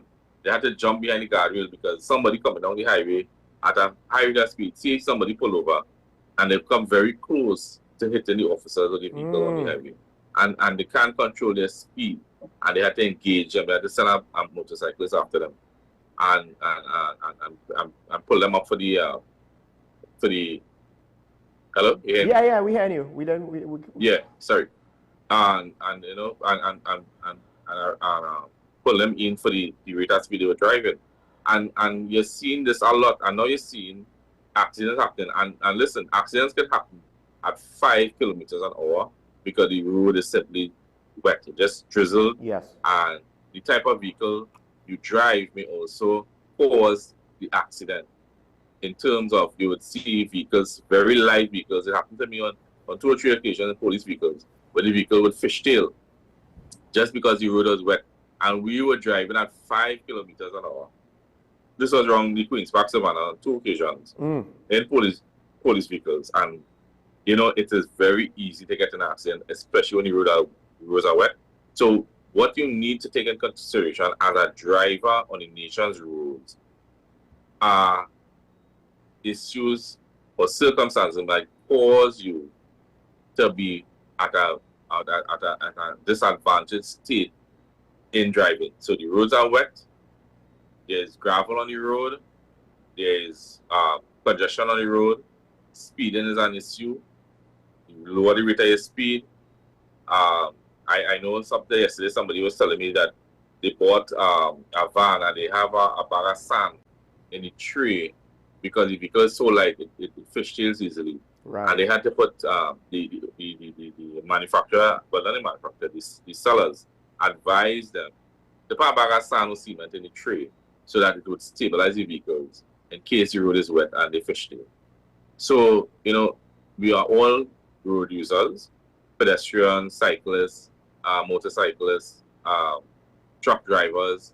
You know, we notice truck drivers are also reaching the rate of speed. It's not 100 kilometers for truck drivers on the nation's highways. It's a lower rate. We need to abide by the speed limit, different road conditions, and we would see less accidents happen. So just to mention that as well. So the Commission is very concerned, although it's a lower road fatality, they asked it's still too high, and we would like persons to take a lot more care. And you've seen rain, normally kite flying season, Easter time, you have a lot of sun. You've seen a lot more rain now. So as the road conditions are different or worsen, please take better precautions in your and the thing is, Sean, it's not that the persons who breaching the speed limit get into accidents.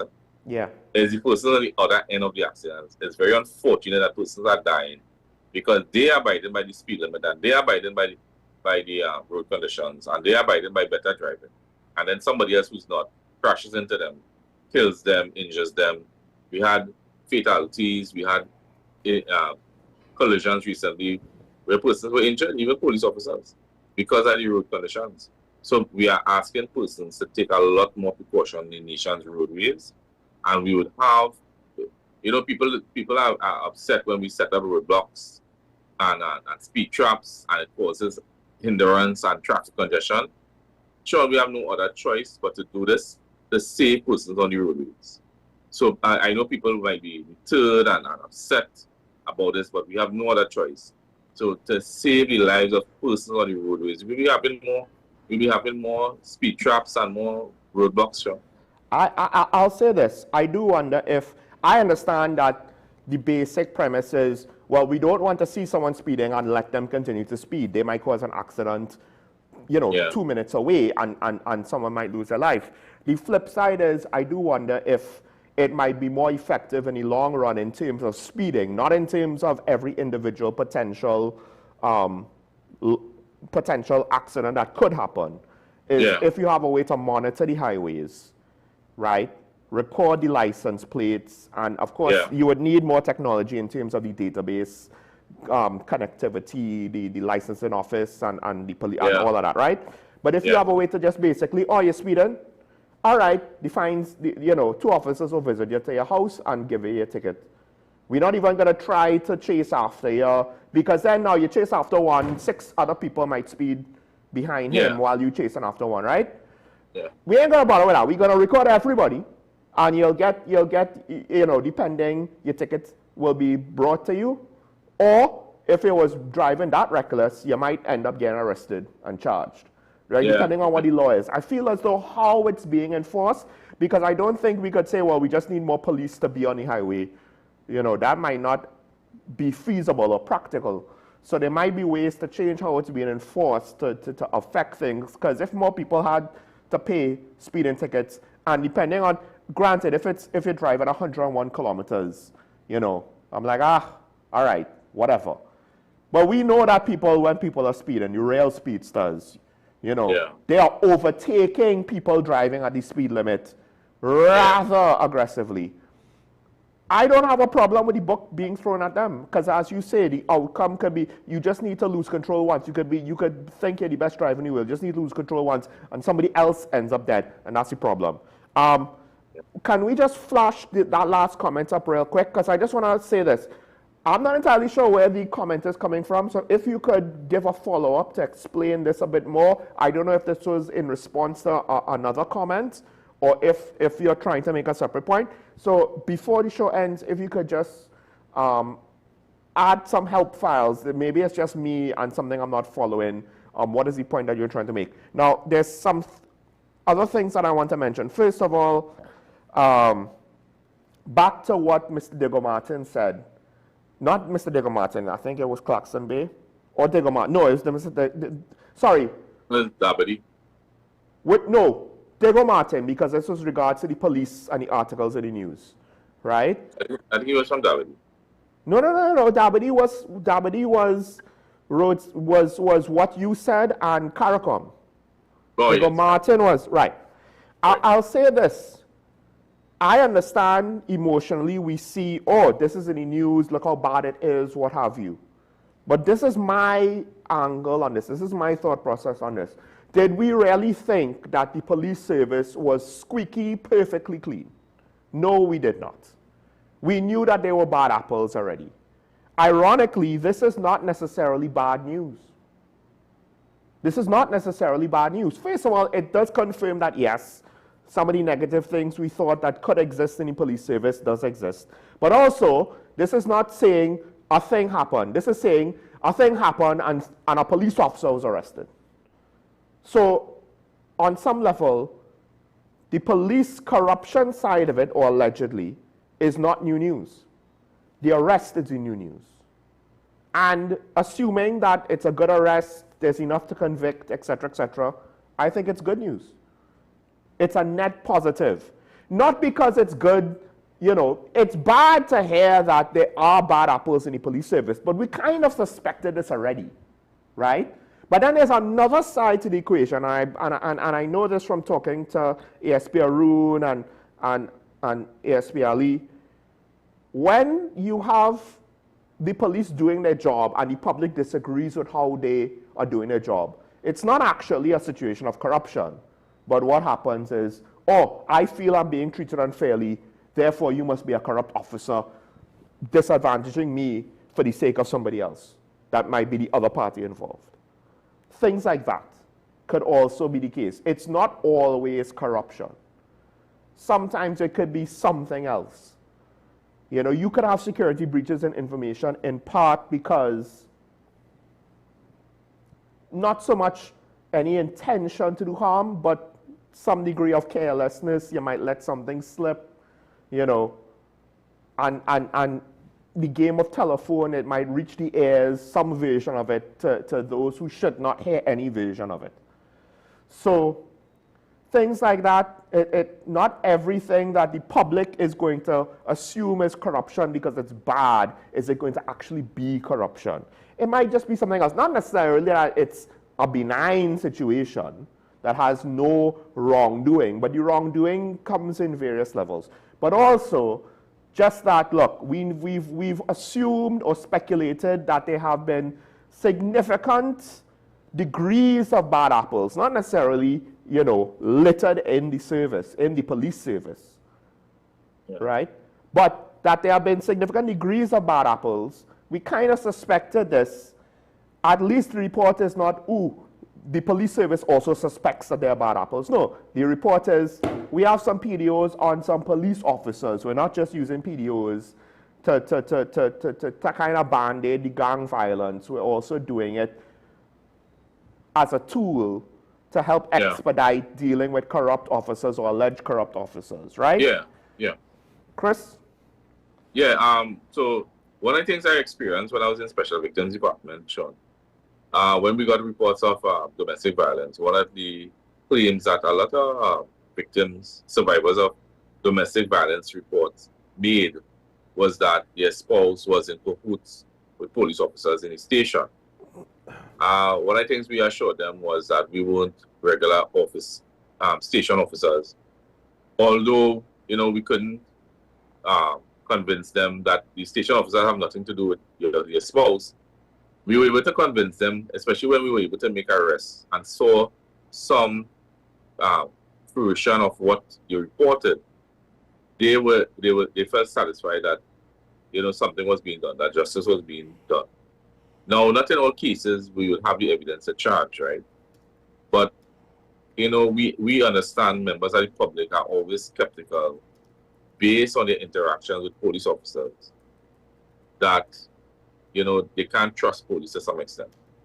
And that's why the TTPS has avenues to confidentially report information. It's very confidential. There's no way for them to track your phone lines. 800 tips and 555, right? 999 is not confidential, of course, because logically it's an emergency setting, and we would have to capture your number so that we could call you back in the case of an emergency.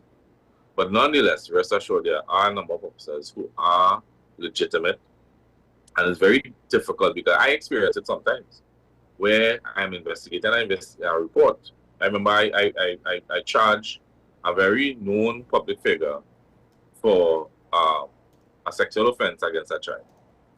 And I remember the parent being very skeptical based on how the police treated them before my intervention. And they felt, they felt disadvantaged. And I had to win over their trust first before I could continue with the investigation. And eventually I did continue the investigation. I was able to get the evidence to charge the person for the offense.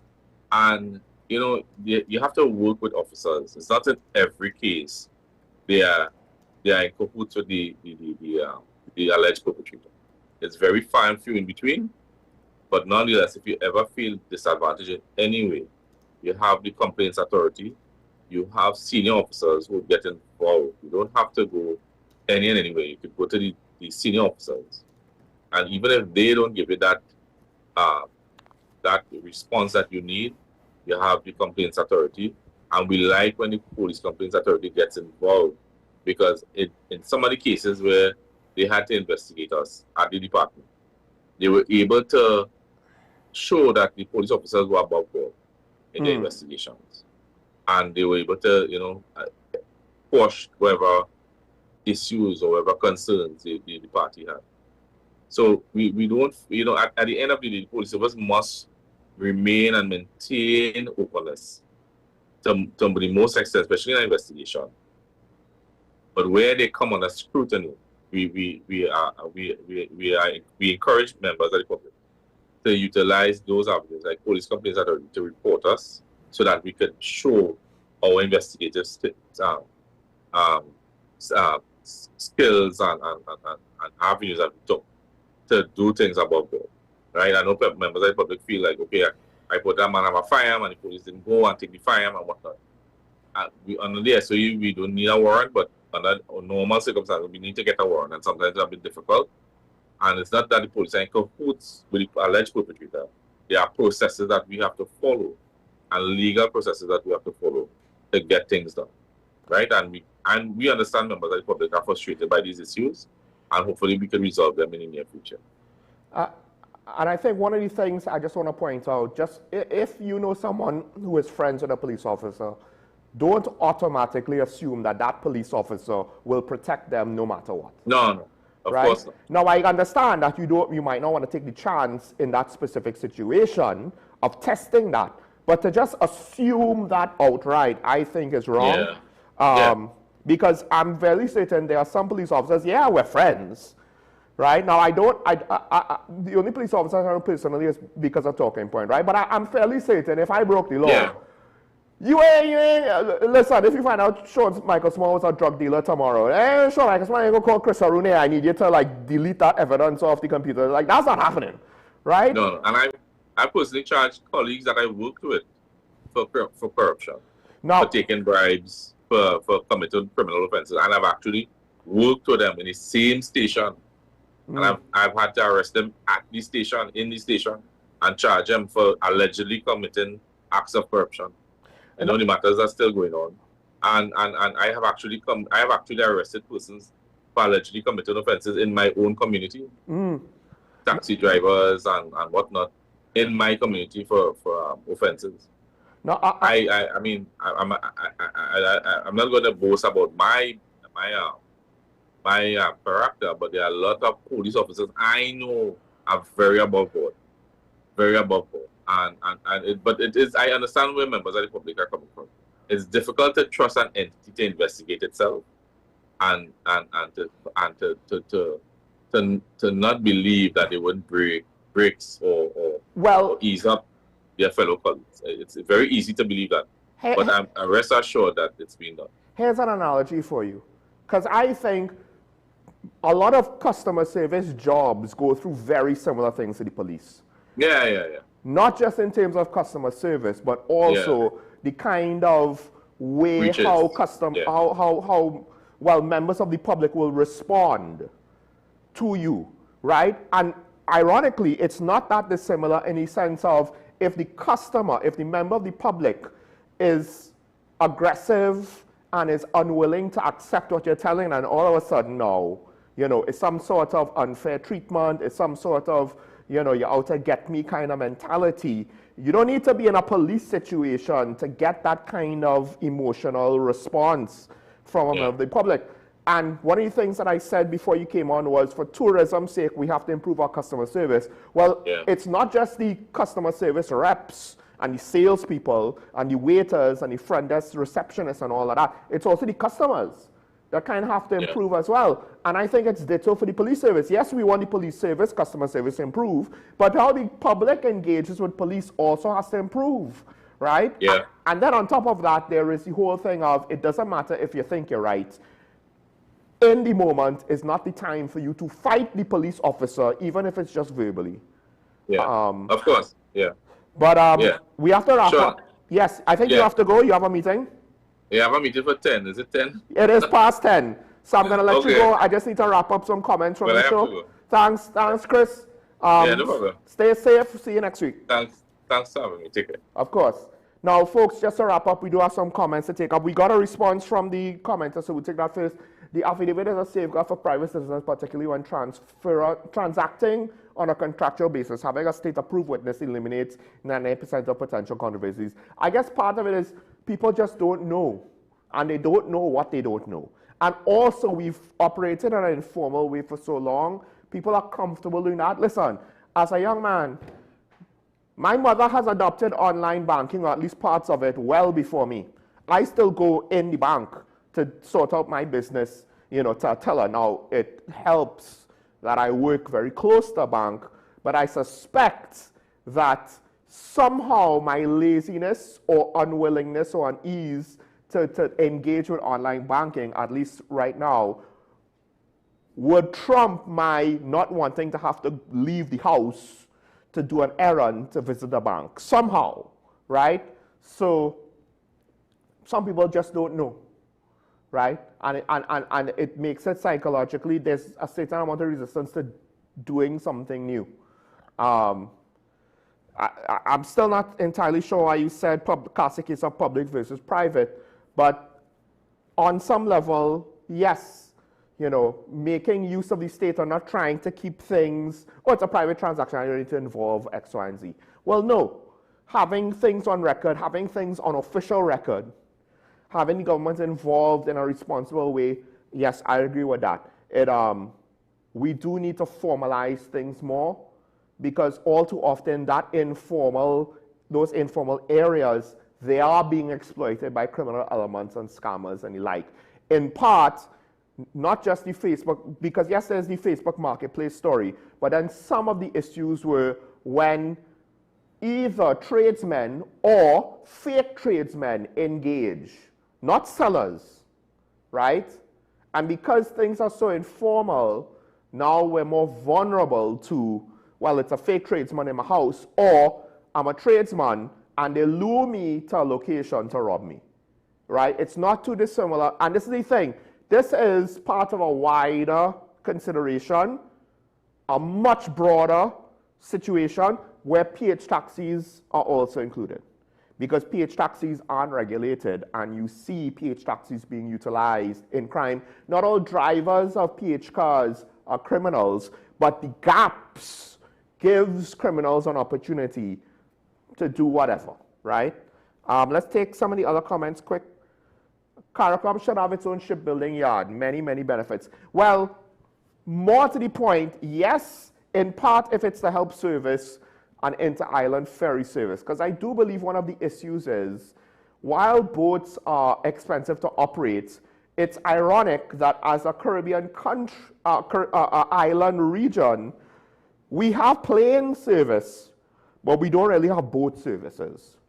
And on some level, particularly, there are certain price points and depending on demand and the amount of cargo or passengers to move, where it would be more feasible. It would be longer, less convenient, depending, but it would be more feasible than, especially economically, than relying only on flights, right? But it's just one of those things where we haven't necessarily explored all of the potential opportunities and how to exploit them, right? One of the things is the unfortunate reality is the days of ocean liners are, for the most part, over. There's only one actual ocean liner left. Ocean liners are not cruise liners. Cruise ships are, I go on the ship and it's the journey is a vacation in of itself. An ocean liner is taking passengers from point A to point B, whether you're going on vacation or you're migrating. And of course, before planes, that was the way it was done. Now, as a formal Western democracy capital thing, there's only the Queen Elizabeth II, and I think that's the only ocean liner in existence. I do think they tried to make a replica of the Titanic to some extent. I don't know, I can't remember if that project worked or not. With regards, now some of these comments, we do see this comments are made quite a bit. With regards to affordable housing, with regards to bottled and drinking water, with regards to a banking facility, and then there's another comment with regards to the money in a country ought to take care of the citizens. Here's the problem, governments are inefficient. It's just the way it is. Yes, we don't necessarily like some of the ways that businesses exploit customers for profit. And as businesses grow, you see it more and more. And maybe in the past, too, in the 1800s, early 1900s, you saw it as well. But there are certain things that business could do to leverage its customer base for greater profitability, and it's not always ethical.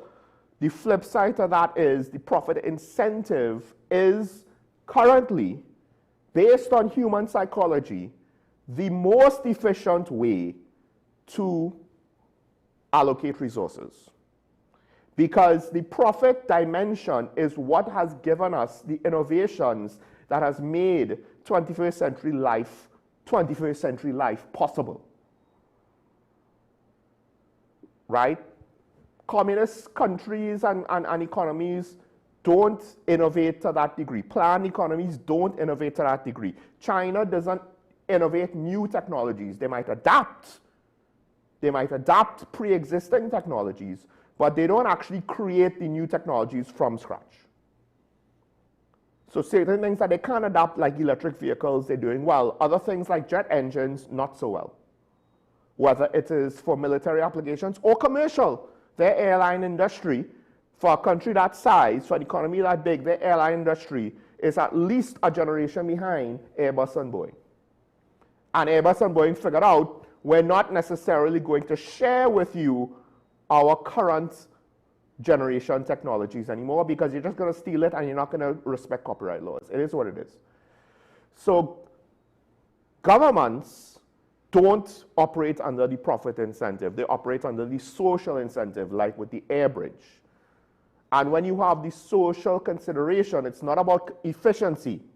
Although the THA will say the benefits of the subsidy to the air bridge outweighs the cost, I don't think that they could say that with any degree of financial accuracy or certainty. It might be possible. I'm not saying it's impossible. I don't know what is the means of which they came to that conclusion, by which I could then assess it myself to see if it was, a well-reasoned argument or not. They didn't present it to me. It was just a statement. One could argue it is an assumption. It's not an unreasonable assumption, but it is an assumption nevertheless, without more information, which I don't think as a society we generate enough to make that determination in any significant degree of accuracy. When you have the social consideration being the primary motivator, it's going to be inefficient. And then there's government corruption on top of that. Ironically, private business, yes, you could have embezzlement and unethical behavior and stealing from a private business and the like. I get that. But the profit incentive and the structure of a private business, ironically, makes it easier to police those kinds of things because the entity itself has a lot of incentive to police it, because everybody involved, if you steal from the company, you're not stealing from the government, you're not stealing from somebody else, you're stealing from us. You're stealing from the other owners, you're stealing from the other board of directors, you're potentially stealing from the other employees. When it's a government entity, you're stealing from the government. And half the time, it seems, when you get caught, the people that catch you, they want a cut. They don't want to actually stop the bleeding. So there's a lot of things that, because of human psychology, not because we're a democracy, not because we're a capitalist economy, because of human psychology, you will see similar behaviors in communist, centrally planned economies. One-party governments, sometimes worse. Because of human psychology, government providing these services, it's not always going to be the most efficient thing. It's not always going to be an effective way to do it or a practical way to do it, depending on your levels of corruption, etc., etc., etc. Some amount of government involvement might be good for the overall health of the system, but to rely on it, I don't know. Because here's the thing, government could bottle water, and then you would say it should be cheaper than private business. And they could price it cheaper, but the actual cost of bottling water probably would be more. So we'll be losing dollars on each bottle of water that government WASA would bottle to sell to the public at a cheaper rate for the social good. So then technically it won't be cheaper. What it would be is, it would essentially be a water subsidy that we will be paying all taxpayers, but not necessarily to the benefit of all taxpayers. It's very easy to have good intentions and mismanage your way to a disaster as a government, much more so than any private citizen or entity. You don't even need to have bad intentions for it to fall apart. So I don't even like the idea of government, in the construction industry for low-income housing. I think other avenues have been utilized by other jurisdictions to solve any sort of housing issues in a much more stable and healthy and sustainable manner. But immediate needs, you can't necessarily change your system now for now and expect it to work. So I'm not necessarily going to say government should just stop. Those other things, including a banking facility, I mean, isn't for citizens? Anyway, let's end that there. We're over time. I want to thank SP Aruna, of course, for joining me once again, taking time in his busy day. And folks, when he said that he doesn't really read news, the man said on more than one occasion, including today, that he was working. I mean, he worked last Saturday. He works too much, right? That's why I could easily believe he don't have time to read a newspaper, right? That is a luxury for some people. There are some public servants, some police officers, some nurses, some clerks and administrative workers, etc., who keep the system running. They are being held hostage by the ones who are not working. And unfortunately, they end up having to work really hard. I want to thank the commenters, want to thank the callers as well. Interesting points of discussion. I very much liked Dabide's take on CARICOM, even though, of course, it seemed as though I disagreed to some extent. But I wouldn't necessarily say I disagreed with him. I was just reiterating my stance. And he makes a good point. We have to maybe, or maybe supporting my point, take a hard look with regards to CARICOM and how we engage with them in the future. We have benefited, we have also lost, or not benefited. So it's up in the air. Unfortunately, the thing is, the situation could get worse regardless of what we do. Because part of it is I don't exactly know where the other leaders are coming from. More on that tomorrow with Dr. Mohammed. Until then, stay safe. Remember your allegiance to the Republic and to each other. Don't forget it's nice to be nice. Have a good day. You can make it happen, if not for yourself, for somebody else. So we can all see each other tomorrow. Bye-bye.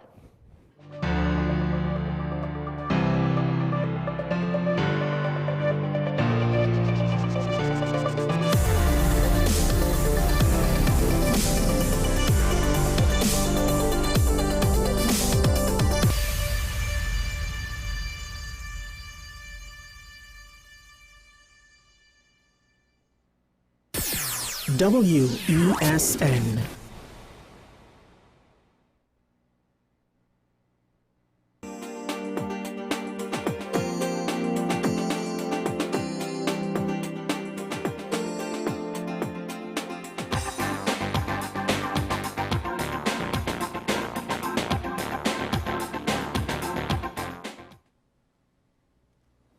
Good morning and welcome back to Dollars and Cents. I'm Darren Jacobs, a Senior Financial Advisor, and I'm here to guide you through smart